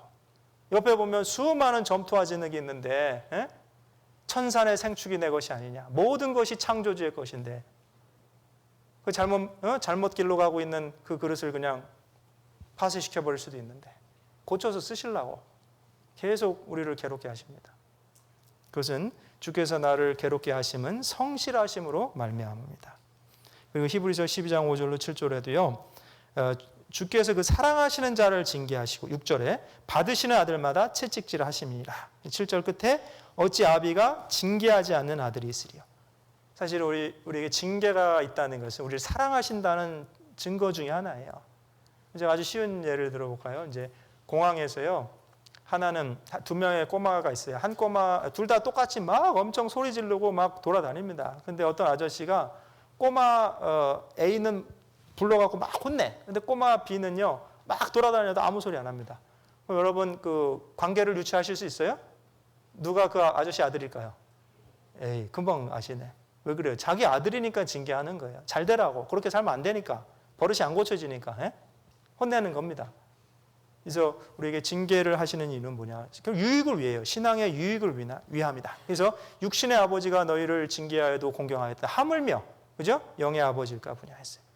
우리에 대해 더 잘 알고 계십니다. 그래서 때로는 그 징계가 올 때요. 그 생각을 하셔야 됩니다. 사랑하시는 자를 징계하신다. 그래서 그러나 이스라엘 백성들은 하나님께 무조건적이고 절대적인 사랑으로 자신을 변함없이 사랑해 오셨음에도 불구하고 그러한 사랑을 부인하고 있다. 그러면서 얘기하기를요. 주께서 어떻게 우리를 사랑하셨나이까. 영적인 무감각이죠. 그 중간에 내가 그러면서 이제 하나님 대답하시기를 나 여호와가 말하노라. 에서는 야곱의 형이 아니냐. 그러나 내가 야곱을 사랑하였고 에서는 미워하였으며. 그 3절까지 연결됐습니다. 근데 여기서 좀 우리가 좀 오해하지 말으셔야 될 게 있어요. 하나님이 미워하셨다. 이게 뭐 감정적인 미움이 아니에요. 그럼 처음부터 에서는 미워하기로 작정하셨냐? 이게 아닙니다. 처음부터 야곱만 사랑하기로 작정하셨냐? 이게 아니래요. 잘 보셔요. 여기서 미워하셨다는 것은 원형 히브리어는 사네라는 말인데요. 사랑하다는 의미의 원형 아하브의 반의어로 사랑과 반대되는 행위를 의미한다. 하나님께서 미워하신 것은 악한 동기나 의도에서 나온 것이 아니고 인간적인 감정적인 미움이 아닌 절대적으로 거룩한 신적 속성에서 나오는 것이다. 그게 무슨 얘기냐면요. 하나님 거룩하신 분이잖아요. 그죠? 그 신적 속성에 이제 혐오스러운 것이 있는 거예요. 그게 뭐냐면 그 잠언 6장 16절에 보면 여호와의 미워하시는 것 곧 그 마음에 싫어하는 것이 육칠 가지니 곧 교만한 눈과 거짓된 혀. 여기도 미워하시는 거예요. 똑같은 말이 쓰였어요. 근데 그게 영어로 abomination이라고 그래 갖고요. 그 신적 속성에 접근할 수가 없는 겁니다. 이게 본질상으로 부딪히는 거예요. 본질상으로. 빛과 어둠이 부딪히듯이. 이해가 되셔요? 그래서 거룩하고 의로운 하나님의 신적 속성에 위배가 되기 때문에 진실로 그러한 행동들을 가증히 여기고 미워하시는 것이다. 마찬가지로 에돔에 대해 하나님 미워하시는 것도 동일한 이유다. 에돔이 누군지 아시죠? 에돔은 이제 에서의 후손이잖아요. 그래서 에서는 자기에게 주어진 장자의 명분을 팥죽 한 그릇에 팔아버렸습니다. 이는 장자의 명분을 경홀히 여기기 때문입니다. 창세기 25장 내용을 잘 아시죠? 장자의 명분을 오늘날 내게 팔라. 그러면서 34절에 에서가 장자의 명분을 경홀히 여김이었다. 근데 거기서 대해서 신약 성경은 이렇게 해석하고 있습니다. 12쪽입니다. 히브리서 12장 16절 17절. 자, 같이 읽겠습니다.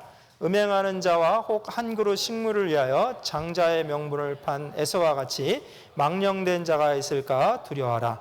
너희의 아는 바와 같이 저가 그의 축복을 기업으로 받으려고 눈물을 흘리며 구하되 버린 바 되어 회개할 기회를 얻지 못하였느냐. 그래요. 음행하는 자 혹 한 그릇 식물을 위하여 장자의 명분을 판 에서와 같이 망령된 자가 있을까 두려워하라. 두려워하는 건 뭐야? 그렇게 되지 말라는 거죠. 이 망령되다고 하는 것은요. 하나님 반대편에 있는 것을 찾아서 간 거예요. 지금 자기가 찾아서 간 겁니다. 사실은 그 장자의 명분이 원래 누구에게 주어졌어요? 에서에게. 자기가 걷어찬 거예요. 지금 사실은. 그것이 하나님의 미워하시는 것이 되는 거예요. 하나님의 속성에 반하는 거예요. 그리고 이 역사 속에 에돔은요. 교만으로 아주 유명합니다. 교만. 그래서 오바댜 1장 3절 4절을 보면 너의 중심의 교만이 너를 속였다. 그래서 이제 말라기 1장 4절에 보면요. 에돔은 말하기를 우리는 무너뜨림을 당하였으나 황폐된 곳을 다시 쌓으리라 하거니와 나 만군의 여호와는 이르노라. 그들은 쌓을지라도 나는 헐리라. 그래서 이 하나님을 대적한 지속적인 교만과 고집은 결국 멸망의 심판을 받을 수밖에 없는 겁니다. 그래서 로마서 2장 5절에도요. 너의 회개치 아니한 마음과 고집을 따라 하나님의 진노를 내 머리에 쌓는다. 그 회개치 아니한 마음과 고지, 교만을 가지고 끝까지 가면 하나님의 진노가 쏟아져요, 안 쏟아져요? 쏟아지는 거죠. 예? 그건 어쩔 수 없는, 피할 수 없는 그 길이 되는 겁니다. 그래서 결국은 역사 속에서도요, 6세기 중반 바벨론의 나보니디스에 의해서 에돔과 대만은 완전히 정복당한 후에 역사 속에서 사라졌어요. 너는 그들은 싸울지라도 나는 헐리라. 그래서 아무튼 이제 그래서 하지만 이 그 이스라엘은 어떻게 됐습니까? 그럼에도 불구하고 이스라엘은 애굽의 양의 피를 경험한 이후, 출애굽 이후 이스라엘 백성은 많은 범죄가 있었지만 말라기 시대까지 여전히 나라가 존재하고 있었고 지금도 존재하고 있다. 이스라엘 지금 있습니까? 없습니까? 근데 그것은 중요한 언약이 있어요. 야곱과 이스라엘 맺은 언약이 있죠. 그 하늘에 해와 달이 있잖아요. 그 규례가 변화해서 해와 달이 없어질지라도 뭐라고 했습니까? 이스라엘 나라는 없어지지 않는다. 그 언약이 있잖아요. 그것은 뭐야? 이스라엘은 나라가 되어야 되는 거예요. 그래서 이 호세아서 11장 그 8절 12페이지 중간에 보면요. 에브라임이여 내가 어찌 너를 놓겠느냐? 이스라엘이여 내가 어찌 너를 버리겠느냐? 내가 어찌 아드마같이 놓겠느냐? 어찌 너를 스보인같이 두겠느냐? 내 마음이 내 속에서 돌아서 나의 궁율이 온전히 불붙듯 하도다. 그래서 이 이스라엘이 이제 그 하나님의 사랑을 받잖아요. 그래서 이제 그 하나님에 속한 자가 됐잖아요. 근데 그 이후에 이 이스라엘 나라가요. 보시요. 하나님의 언약 때문에 이스라엘은 개인이 망하였을지라도 나라는 절대 망하지 않는다. 지금까지도 존재하잖아요. 근데 그 언약이 있고요. 그것은 이제 이스라엘 민족 전체를 구원받은 우리 개인에게 적용할 수 있어요. 그게 뭐냐면 구원받은 그리스도인에게는 징계는 있으나 멸망은 없습니다. 정말 구원받았다면 그 사람의 구원이 취소될까요? 이걸 오해하시면 안 됩니다. 누가 정말 구원받았는지 안 받았는지 하나님이 아시는데 어떤 사람은 막 뭐 이렇게 얘기하면서 죄를 막 짓고 아무런 가책도 느끼지 못한 사람이 있다고 합시다. 구원받으면 구원은 취소되지 않아. 멸망은 징계는 있지만 멸망은 없어. 이러면서 아무런 그 구원받은 사람의 증거도 안 나타나고 오히려 구원받은 이후에 더 악한 모습을 보이고 회개치도 않고 그렇다면 구원받았다는 것이 어떻게 그것이 보증이 되겠습니까? 나무는 열매를 보아 안다 그랬죠. 그래서 이거 오해하면 안 됩니다. 그러나 정말 구원받은 사람은 언약의 관계에 들어온 거잖아요. 그죠? 그래서 그걸 누가 보증하신 것이? 예수님 말씀으로 보증하셨고 하나님 말씀으로 보증하셨고 우리가 그걸 신뢰할 수 있는 것은 뭐냐? 맹세로 보증하시고 거짓말할 수 없는 그 이유 때문에 두 가지 이유 때문에 그것이 영혼의 소망의 닷과 같은 거잖아요. 마치 닷을 내리면 그 튼튼한 닷이면 흔들리지 않습니다. 그렇죠? 하나님 거짓말 안 하시니까. 예수님 요한복음 10장 28절에 뭐라고 했어요? 내가 저에게 영생을 주노니 그 다음에 뭡니까? 그 다음에 뭐요? 멸망치 아니할 터이요. 누구도 내 손에서 저희를 빼앗을 자가 없네요. 영생을 줬는데 그 다음에 멸망한대요 안 한대요? 멸망치 아니할 터이요. 그럼 영생은 어떻게 받았습니까? 행위로 받았습니까? 믿음으로 받았습니까? 예, 믿는 자는 영생을 얻었나니. 그죠? 그래서 이 구원받은 그리스도인에게 징계는 있지만 멸망은 없다. 정말 구원받았으면. 그래서 이스라엘 나라의 역사를 통해서도요 우리가 그것을 좀 교훈받아 볼 수 있죠. 그리고 이제 13페이지 그 중간에 있는 거는 좀 읽어보시고요. 13페이지 이제 그 2번 제사장들의 죄, 그 바로 위에입니다. 그런데 우리의 삶, 그 문장 뭐죠? 패시지 보시면 됩니다. 그런데 우리의 삶에 당장에 우리가 이해할 수 없는 상황이 생겼다고 해서 고난과 어려움이 지속된다고 해서 주께서 어떻게 나를 사랑하셨나이까? 라고 할 수 있겠는가? 그 속에 믿음의 주요 또 온전케 하신 예수를 바라보고 우리의 믿는 도리의 사도시며 대제사장이신 예수를 깊이 생각하고 잠잠히 참아 기다리는 것이 마땅하지 않겠는가? 그래서 히브리서 13장 9절에도요. 여러 가지 다른 교훈에 끌리지 말라. 마음은 은혜로서 굳게 함이 아름답고 식물로서 할 것이 아니니. 이 식물이라고 하는 건 이제 세레모니얼 푸드라고 그래 갖고 뭐 아무튼 그 의식을 따라 뭐 먹어야 되고 먹지 말아야 되고 뭐 전시해야 되고 진열해야 되고 하지 말아야 되고 뭐 그런 거죠. 그러니까 이제 그 초대교회 당시에 유대인 그 그리스도인 공동체 안에도 그 율법적인 게 너무 많이 남아 있었어요. 그래서 그 부분에 대해서 바울 사도가 이제 코렉션 하는 거죠. 이걸 이제 수정해 주려고 이제 말씀을 하는 건데, 그래서 마음이 어떻게 굳게 되느냐? 마음은 은혜로서 굳게 함이 아름답고 식물로서 할 게 아니다. 그 은혜라는 게 뭐야? 예수님의 은혜, 구세주의 은혜, 하나님의 은혜, 그것을 상기해 보라는 겁니다. 그래서 마찬가지입니다. 우리가 때로는 현실 사회 속에 마치 하나님의 공의가 굽어지는 것 같고 하나님의 사랑이 떠난 것처럼 보이더라도 이렇게 우리는 질문할 수 없잖아요. 하나님 어떻게 나를 사랑하셨나이까? 그것을 다시 한번 언약에 신실하신 하나님을 생각해 본다면, 그리고 그분의 은혜를 생각해 본다면 우리를 지금까지도 사랑해 오고 계신다는 걸 알 수 있습니다. 그래서 십자가를 바라볼 때 그것이 다시 상기가 되는 거예요. 그리고 이제 13페이지 두 번째 이제 파트인데요. 큰일 났네요. 6가지 지금 설교를 하는데 첫 번째가 끝났거든요. 30분 남았네. 아무튼 해보겠습니다. 자, 두 번째 파트 13페이지 1장 6절입니다. 저 6절부터 14절까지가 이제 그 두 번째 설교 전반부입니다. 이 내용은 이제 제사장들의 죄입니다. 그래서 1장 6절 가시겠습니다. 내 이름을 멸시하는 제사장들아, 만군의 여호와가 너의 이르기를 아들은 그 아비를, 종은 그 주인을 공경하나니 내가 아비일진대 나를 공경함이 어디 있느냐? 내가 주인일진대 나를 두려움이 어디 있느냐? 하나 너희는 이르기를 우리가 어떻게 주의 이름을 멸시하였나이까 하는도다. 그래, 여기 이제 내 이름을 멸시하는 제사장들. 그래서 사실은 이 관계도 이런 얘기를 하십니다. 내가 아비일진대 나를 공경함이 어디 있느냐? 내가 주인일진대 나를 두려움이 어디 있느냐? 그러면서 근데 우리가 어떻게 멸시했느냐 그랬더니 이제 제물에 대한 얘기를 하시는 거예요. 7절로 8절에 보면 이 더러운 제물을 드린 거예요. 눈먼 희생을 드렸어요. 8절에 보면 만군의 여호와가 이르노라 너희가 눈먼 희생으로 드리는 것이 어찌 악하지 아니하며 저는 것 병든 것으로 드리는 것이 어찌 악하지 아니하냐? 이제 그것을 너희 총독에게 드려보라. 그가 너를 기뻐하겠느냐? 너를 간합하겠느냐? 그러니까 사실은요. 하나님이 누구시냐면 만군의 여호와가 이르느냐. 그러면서 만군의 여호와가 뭡니까? The Lord of Hosts. Host라는 것은 하늘에 떠 있는 모든 별들과 그 운행하고 있는 천체 그 모든 것을 가리키는 건데 그 만군의 여호와를 창조주 하나님을 그렇게 대하지 않는다는 거예요. 그럼 어느 정도로 대하지 않느냐? 너희를 다스리는 총독만큼도 생각 안 한다는 거예요. 총독만큼도. 그걸 어떻게 알 수 있느냐? 너희가 하나님 앞에 가져오고 있는 재물을 보라. 눈먼 희생을 보라. 사실은 이런 것을 가지고 오면 안 된다는 것을 이들은 잘 알아요. 왜 그러냐면 거기 어디냐면요. 15페이지입니다. 지금 15페이지.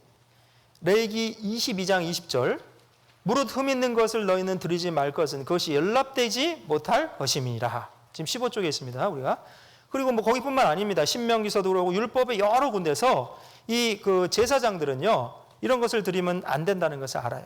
근데 그럼에도 불구하고 그들은 흠이 있는 것, 저는 것, 병든 것을 하나님께 드렸어요. 이러한 가증한 행위는 당시 어려웠던 경제 사정으로 인해 온전치 못한 재물을 금지시킨다면 선민들이 재물을 가져오지 않음으로써 자신들의 생계를 염려한 데서 기인한 겁니다. 그게 무슨 얘기냐? 자, 지금 아까 경제 사회적인 배경을 말씀드렸죠? 상당히 어려웠습니다. 여전히 페르시아의 속국이고 세금을 바쳐야 되고 또 황충 때문에 뭐 농작물의 소산이 줄었고 또 실제로는 그들이 온전한 11조를 드리지 않았기 때문에 하나님 소출을 더 적게 하신 거예요. 근데 그런 가운데 이제 경제적으로 어렵잖아요. 이제 제물을 드리는 거, 그 어떤 제사법이 남아 있기 때문에 형식적으로 하는데 온전한 것은 비싸니까 이제 눈먼 거 뭡니까? 온전하지 않은 거. 근데 그것을 가져오는데 이 제사장들은 옳게 여기는 거예요. 괜찮다. 왜 그래요? 그거래다 가져오지 말라 그러면 그렇지 않아도 영적으로 이 사람들이 뭡니까? 이렇게 깨어있는 사람들이 아닌데 아예 오지 않을까 봐. 물론 이제 우리 교회에서 그렇게 가르치진 않지만요. 오늘날 참 이 구원받고 나서도 교재 붙이기 쉽지 않잖아요. 그렇다고 성경적으로 옳지 않은 것을 말씀을 전하는 분들이 그걸 옳다고 얘기할 수는 없잖아요. 그래야 안 그래요? 이렇게 좀 세게 얘기하면 교회 안 나올지도 모르겠다. 뭐 이래갖고 그렇다고 뭐 마치 이방인과 결혼해도 좋습니다. 뭐 이런 거를 뭐 그렇게 얘기할 수는 없잖아요. 우리 교회는 그런 거 문제 삼지 않습니다. 뭐 이렇게 얘기할 수는 없잖아요. 예? 그러니까 예를 드는 거예요. 오해하시지 마시고 예를 드는 겁니다. 근데 이 당시에는 지금 제사장들이 그렇게 했다는 거예요. 경제적인 사정 때문에. 그래서 어쨌거나요.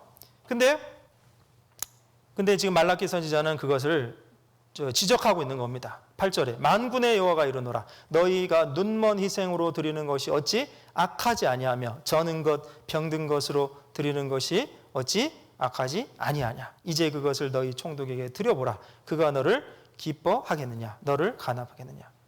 이제 그것을 너희 총독에게 드려보라. 그래서 이게 너를 간합하겠느냐가 뭐냐면 Would he accept you favorably? favorably 뭐 기쁨으로 너를 받겠느냐? 총독에게 드려도 안 받는다는 거예요 지금.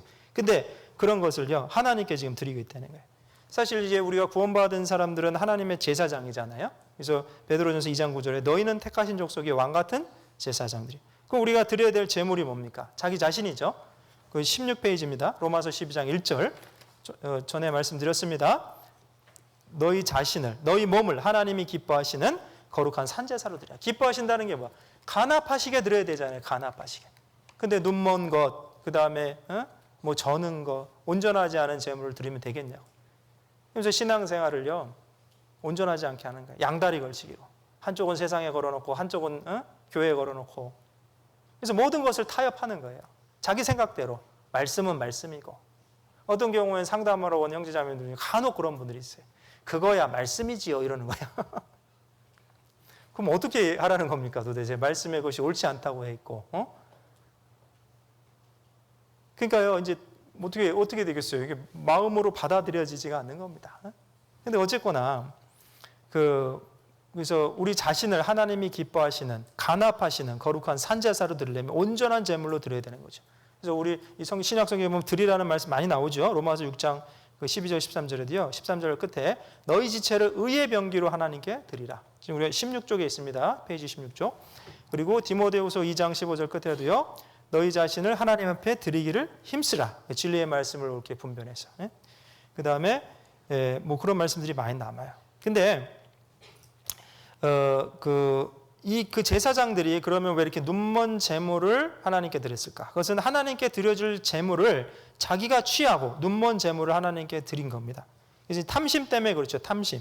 그래서 이 탐심이 우상 숭배고 결국은 이제 그 제물을 더 사랑한 거예요. 희생 제물이 아니고 돈을 뭐 제화할 때 그 부를 더 사랑한 거죠. 그래서 우리 여기 디모데전서 6장 9절로 10절에 보면요. 10절에 돈을 사랑함이 일만하게 뿌리가 되나니 이것을 사모하는 자들이 미혹을 받아 믿음에서 떠나 근심으로써 자기를 찔렀도다. 이 오해하시면 안 됩니다. 성경에는 일하지 않은 먹지도 말라. 네 손으로 수고한 것을 먹으라. 그죠? 돈을 버는 게 나쁜 게 아니에요. 왜냐하면 그것은 생계의 수단이기 때문에. 근데 이 우선순위가 바뀌는 게 문제가 되는 거예요. 돈을 사랑한다는 건 뭐예요? 여러분 사랑하면 자나깨나 그거 생각나는 겁니다. 그게 사랑 안 되는 거예요. 돈을 사랑하는 어떤 부인이 오토바이가 지나가요. 그 소리도 어떻게 들려요? 돈도로돈돈돈돈 돈도로돈돈돈 이렇게 들리는 거죠. 사랑하면은 그걸 계속 생각하고 그걸 추구하고 가장 먼저 맨 앞에다 놓는 거거든요. 우선순위. 그래서 그 당시 제사장들도요 우선순위가 바뀐 겁니다. 그래서 그래서 이제 눈먼 것을 하나님께 드리고 온전한 것은 자기가 취하고 이렇게 된 거죠. 그래서 자기를 위해서는 최고의 것을 하고 먼저 구별해서 하고 하나님께 드리는 것은 맨 나중에 하고 그것이 바로 그 당시의 신앙의 모습이었고 오늘날에도 그렇지 않은지 생각해 봐야 됩니다. 마태복음 6장 33절에 먼저 그의 나라와 의를 구하라. 그리하면 이 모든 것을 너에게 주시리라.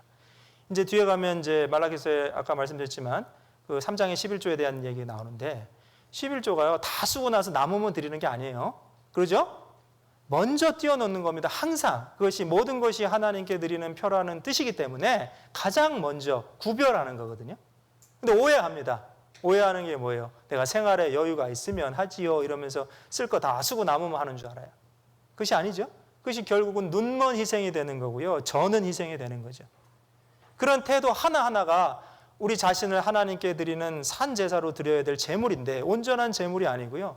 계속해서 눈먼 제물이 되는 겁니다. 그런 것들을 너희 총독에게 가져와 봐라. 그가 간합하겠느냐. 하나님이 기뻐하시는 산 제사로 우리를 드려야 되는데 하나님이 기뻐하시는 게 간합하는 제사로 드려야 되잖아요. 그래서 우리를 구별해야 됩니다. 우리 자신이 제사장들이잖아요. 그죠? 그래서 또 16페이지 다번입니다. 다번. 하나님을 사랑하는 마음이 없는 형식적인 예배를 경계하셨습니다. 말라기 1장 10절인데요. 자, 말라기 1장 10절 같이 읽겠습니다. 만군의 여호와가 이르노라 너희가 내 단위에 헛되이 불사르지 못하게 하기 위하여 너희 중에 성전문을 닫을 자가 있었으면 좋겠도다. 내가 너희를 기뻐하지 아니하며 너희 손으로 드리는 것을 받지도 아니하리라. 그래요.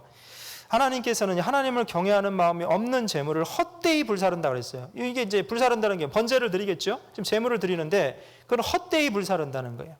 그래서 심지어 이렇게 얘기하시는 겁니다. 성전문을 닫을 자가 있으면 좋겠도다.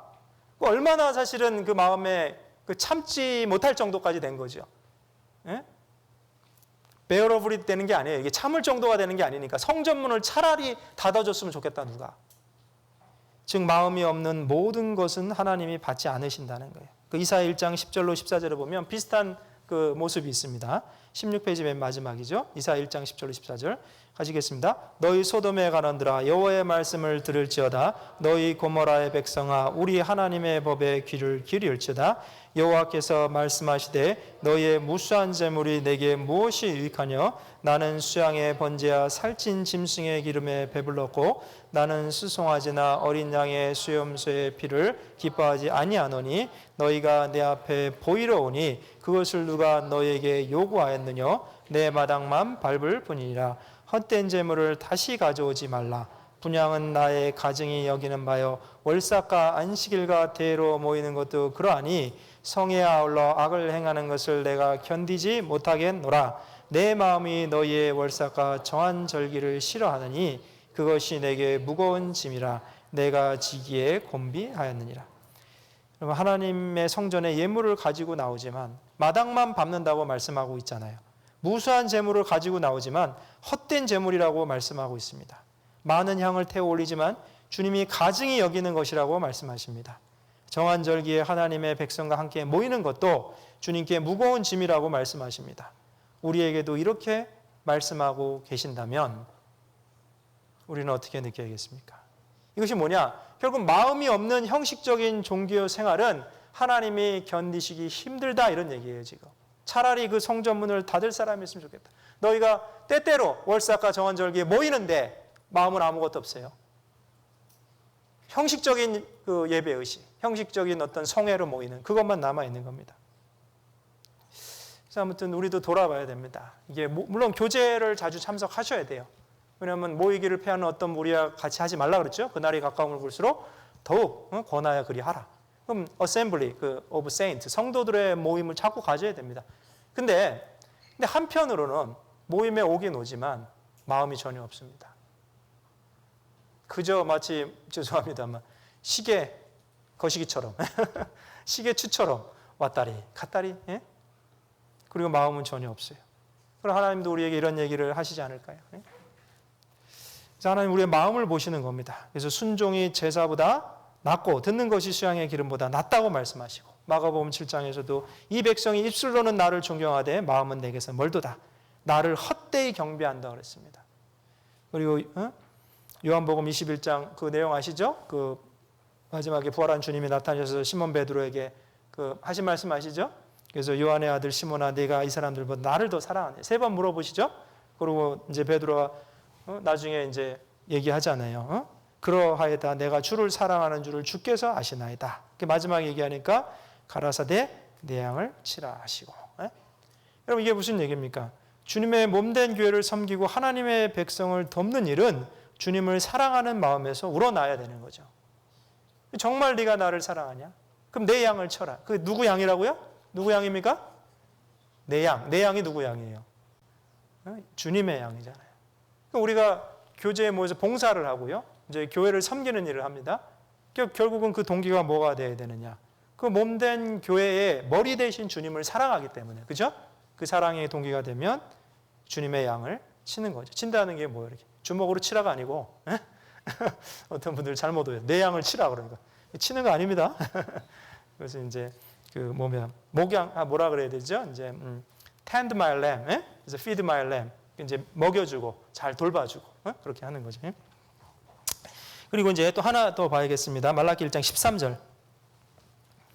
13절 같이 읽겠습니다. 만군의 여호와가 이르노라 너희가 또 말하기를 이 일이 얼마나 범패스러운가 하며 코웃음하고 토색한 물건과 저는 것 병든 것을 가져왔느니라. 너희가 이 같은 헌물을 가져오니 내가 그것을 너희 손에서 받겠느냐 여호와의 말이니라. 자, 하나님을 경외하는 마음도 없고 하나님께 감사하는 마음도 없으니까 이제는 그들이 성전에서 봉사하는 그 하나님의 일에 대해 소명의식도 없고 단지 의무감으로 형식적으로 행하고 있는 거죠. 그러다 보니 자신들이 이스라엘 백성을 대신해서 드리는 그 제사가 변폐스러운 일로 받아들이고 있는 겁니다, 지금. 그래서 이 얼마나 범폐스러운 거. 근데 자 보세요. 만군의 여호와가 이르노라 너희가 또 말하기를, 이게 사실은 말로 이렇게 계속 하는 거잖아요. 근데 말할 정도까지 됐다는 거는 그런 생각은 평소에 굉장히 많이 하고 있던 거잖아요. 왜냐하면 그 누가복음 6장 45절에 보면요, 선한 사람은 마음에 쌓은 선에서 선을 내고 악한 자는 그 쌓은 악에서 악을 내나니 이는 마음에 가득한 것을 입으로 말합니다. 근데 지금 말하기를, 이 일이 얼마나 범폐스러운 거. 그러면 마음에 가득한 그 생각이 뭐야? 이런 일은 범폐스러워. 범폐스럽다는 게 뭐냐면 what a wearing. wearing이라는 게 아주 지치게 만드는 일, 짜증나게 만드는 일, 이거죠. 그래서 how tiresome it is. tiresome. 그러니까 이제 나를 지치게 만드는 겁니다. 그러니까 심지어는 성전에서 하나님을 섬기는 일, 그 성전 봉사하는 일조차도 이렇게 범폐스럽다고 생각하고 그것을 말로 내고 있는 겁니다. 그래서 말라기 3장 14절에는요. 이는 너희가 말하기를 하나님을 섬기는 것이 헛되니 만군의 여호와 앞에 그 명령을 지키며 슬프게 행하는 것이 무엇이 유익하리요. 다시 말하면요. 아무 의미와 소용이 없다. 고통스러운 일이다. 그렇게 얘기해요. 심지어는요. 무엇이 유익하리요. 이게 무슨 얘기입니까? 마치요 하나님을 섬기는 것이요 나한테 어떤 이익이 없으면 할 필요가 없다 이렇게 얘기하는 거예요. 마치 오늘날의 구복신앙, 내가 하나님을 믿고 육적으로 물질적으로 복을 받지 않으면 하나님을 섬길 이유가 없다. 만약 그렇게 생각한다면요 그것이 우상 숭배와 다를 게 무엇입니까? 아니 우상 앞에서 기도하나 교회당 가서 기도하나 오직 자식 잘 되게 해달라고 시험 볼 때 합격하게 해달라고 그것만이 목적이라면, 그래서 그렇게 안 해주시는 하나님을 섬기지 않는다면, 그렇게 해서 다른 교회로 점핑한다면 그것이 우상 숭배와 다를 게 뭐가 있습니까? 우상 앞에서 기도하나 교회당에서 기도하나 똑같은 거죠. 근데 말라기 시대가 이랬다는 것이요. 무엇이 유익하리요? 오직 유익을, profit, 영어 성경으로 what profit is it? 그게 뭐야? profit, 이익을 따라서 자기에게 이익이 되지 않으면 하나님을 섬기는 일조차도 그것이 범폐스러운 일이라고 얘기하는 거예요, 지금. 우리가 잘 생각해 봐야 됩니다. 사실 신앙이라는 것이 무엇입니까? 신앙은 하나님께 받은 은혜 때문에 마땅한 감사로, 그리고 그분과 사귀는 것에 대한 즐거움으로, 그분의 말씀에 대한 순종으로 따라가는 거잖아요. 심지어는 날마다 자기를 부인하고 십자가를 지잖아요. 그 가운데서도 의미를 찾고 보람을 느끼는 겁니다. 형제 자매 여러분, 내가 하나님 앞에서 행하는 일이 아무 의미가 없고 유익이 없는 일로 단지 피곤한 일로 여겨지십니까? 하나님을 섬기는 일이 아무 유익이 없습니까? 성경을 읽고 기도하는 일이 아무 유익이 없습니까?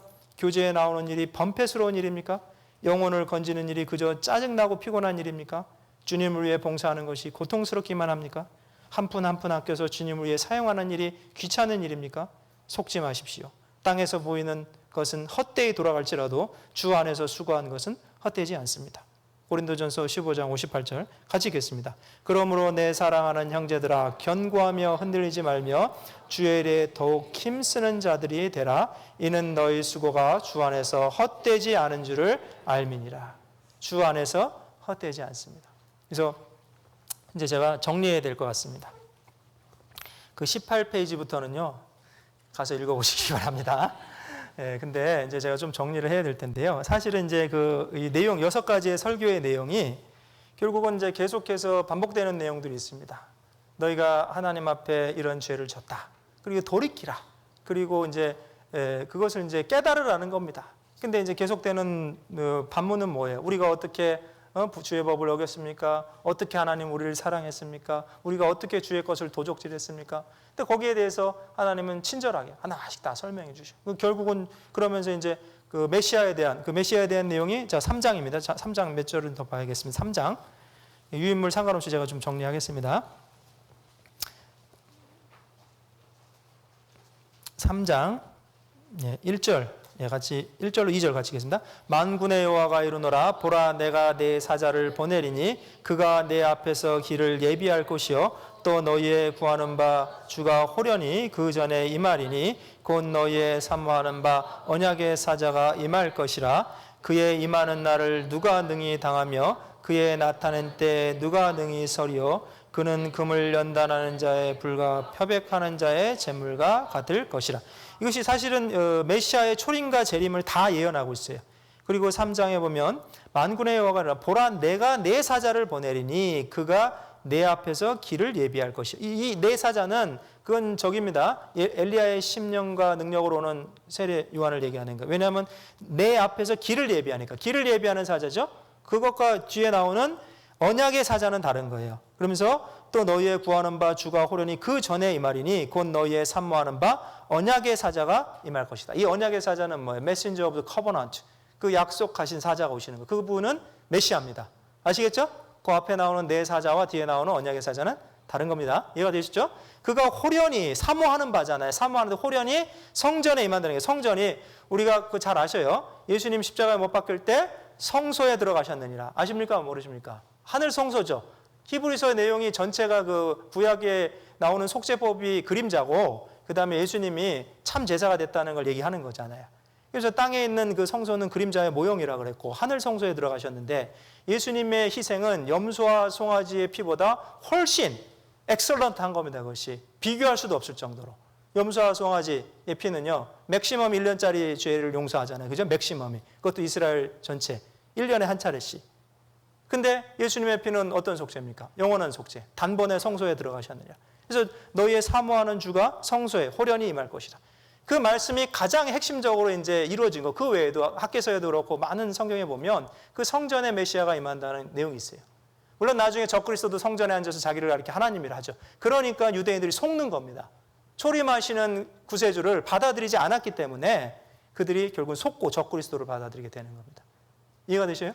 어쨌거나 지금 이제 이 말라기서는요 결국은 이 메시아에 대한 예언까지 이제 신실하신 하나님의 언약까지 다 비춰주시는 거예요. 그래서 아까 제가 말씀드렸습니다. 그 한 가지는 창세기에 시작된 죄에 대한 타락이 이 구약의 마지막 책인 말라기서에 이르기까지 계속적인 타락으로 치닫고 하나님은 그러나 계속 돌이키기 위해서 선지자를 보내셨고 그분의 그 메시아에 대한 언약, 신실하신 언약은 끊임없이 중단 없이 성취해 나가신다는 겁니다. 사실은 그런 하나님의 신실하심이 있었기 때문에 우리가 구원을 받은 거죠. 그죠? 그래서 이제 정리를 해야 됩니다. 자, 어디로 넘어가시냐? 결론으로 넘어가겠습니다. 예. 37쪽입니다. 37쪽. 그리고 아무튼 제가 이걸 타이핑하면서요. 아무튼 심사숙고해서 타이핑을 했기 때문에 여러분들이 좀 읽어보시면 이해가 될 겁니다. 그리고 37쪽 결론. 하나님의 말씀은 항상 오늘 이 시대를 살아가고 있는 나에도 설득력 있게 다가오는 메시지다. 그래서 히브리서 4장 10절에 하나님의 말씀은 살아있고 운동력이 있다. 구약의 역사가 끝나가는 캄캄한 어두움의 시기에 하나님께서 마지막 선지자를 통해 회개를 촉구하고 계신다. 그리고 예수 그리스도께서 이 세상에 오시기 전에 주님의 사자 세례 요한이 먼저 와서 사람들의 마음을 준비시킬 것도 예언하고 있다. 마음을 돌이키는 것이 회개입니다. 하나님을 향해 마음을 돌이키고 회개하는 사람들이 마음의 복음을 받아들여 믿음으로 구원을 받게 됩니다. 마가복음 1장 15절에 가라사대 때가 찼고 하나님의 나라가 가까이 회개하고 복음을 믿으라. 점점 더 마음이 강팍해져가는 이 시대의 사람들의 모습을 보면서 안타까운 마음을 갖게 됩니다. 이 시대를 살고 있는 모든 사람들은 또 여러 말로 확증하며 권하여 가로되 너희가 이 패역한 세대에서 구원을 받으라 라는 말씀대로 구원의 선물을 받지 못한 채 여호와 하나님의 크고 두려운 날을 맞이하는 어리석음을 범하지 않도록 해야 할 것입니다. 한편 그리스도의 은혜로 구원받은 성도들은 그리스도의 재림이 더뎌지는 것 같고 여전히 공의가 굽어지는 것처럼 보이는 현실 세계에 살아가고 있지만 하나님의 말씀의 미쁘심과 재림의 소망을 바라보고 경건한 삶을 살아가야 하겠습니다. 그와 동시에 하나님의 메신저 여호와의 사자 거룩한 제사장으로 엘리야의 심령을 가지고 거스리는 자들을 주님께 돌아오게 하는 메시지를 선포해야 할 것입니다. 여러분 그 변화산상에 나타나신 사람이 누구죠? 선지자가 엘리야와 모세죠. 모세는 율법을 대표하고 엘리야는 회개를 대표합니다. 엘리야의 심령과 능력을 가지고 온 세례 요한에 던진 메시지가 뭐죠? 회개의 메시지잖아요. 회개의 침례를 주었잖아요. 맞죠? 그래서 이 엘리야의 심령을 가지고 온 예수님의 길을 예비한 그 선지자가 세례 요한이에요. 그래서 이게 참 중요한 면이 있는데 죄송합니다. 변화산상에 자 보세요. 변화산상에 누구라고요? 모세. 맞습니까? 맞아요, 틀려요? 엘리야. 자, 모세는 율법을 대표합니다. 그죠?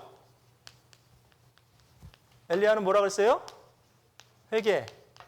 자, 율법을 통해서 회개할 수 있잖아요. 그래 안 그래요? 그래 안 그래요? 율법으로는 죄를 깨달음이라. 죄를 깨달아야 회개하죠. 그죠? 구약을 대표하는 선지자입니다. 그래서 모세와 엘리야. 예수님 그 변화산상에 나타났던. 그리고 예수님.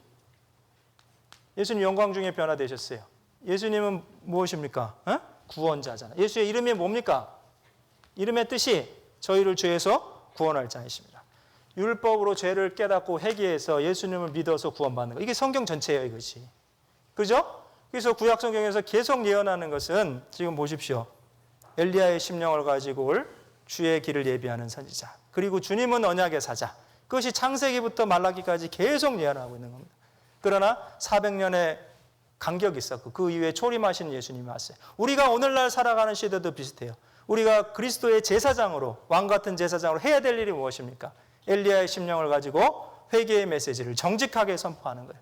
그리고 오실 재림하시는 주님을 기다리는 겁니다. 그리고 경건한 삶으로 살아가는 거죠. 그것이 바로 이 그 말라기서가 던지는 같은 메시지고요. 어떻게 보면 오늘날 우리 시대에 너무나 적합한 메시지일 수 있습니다.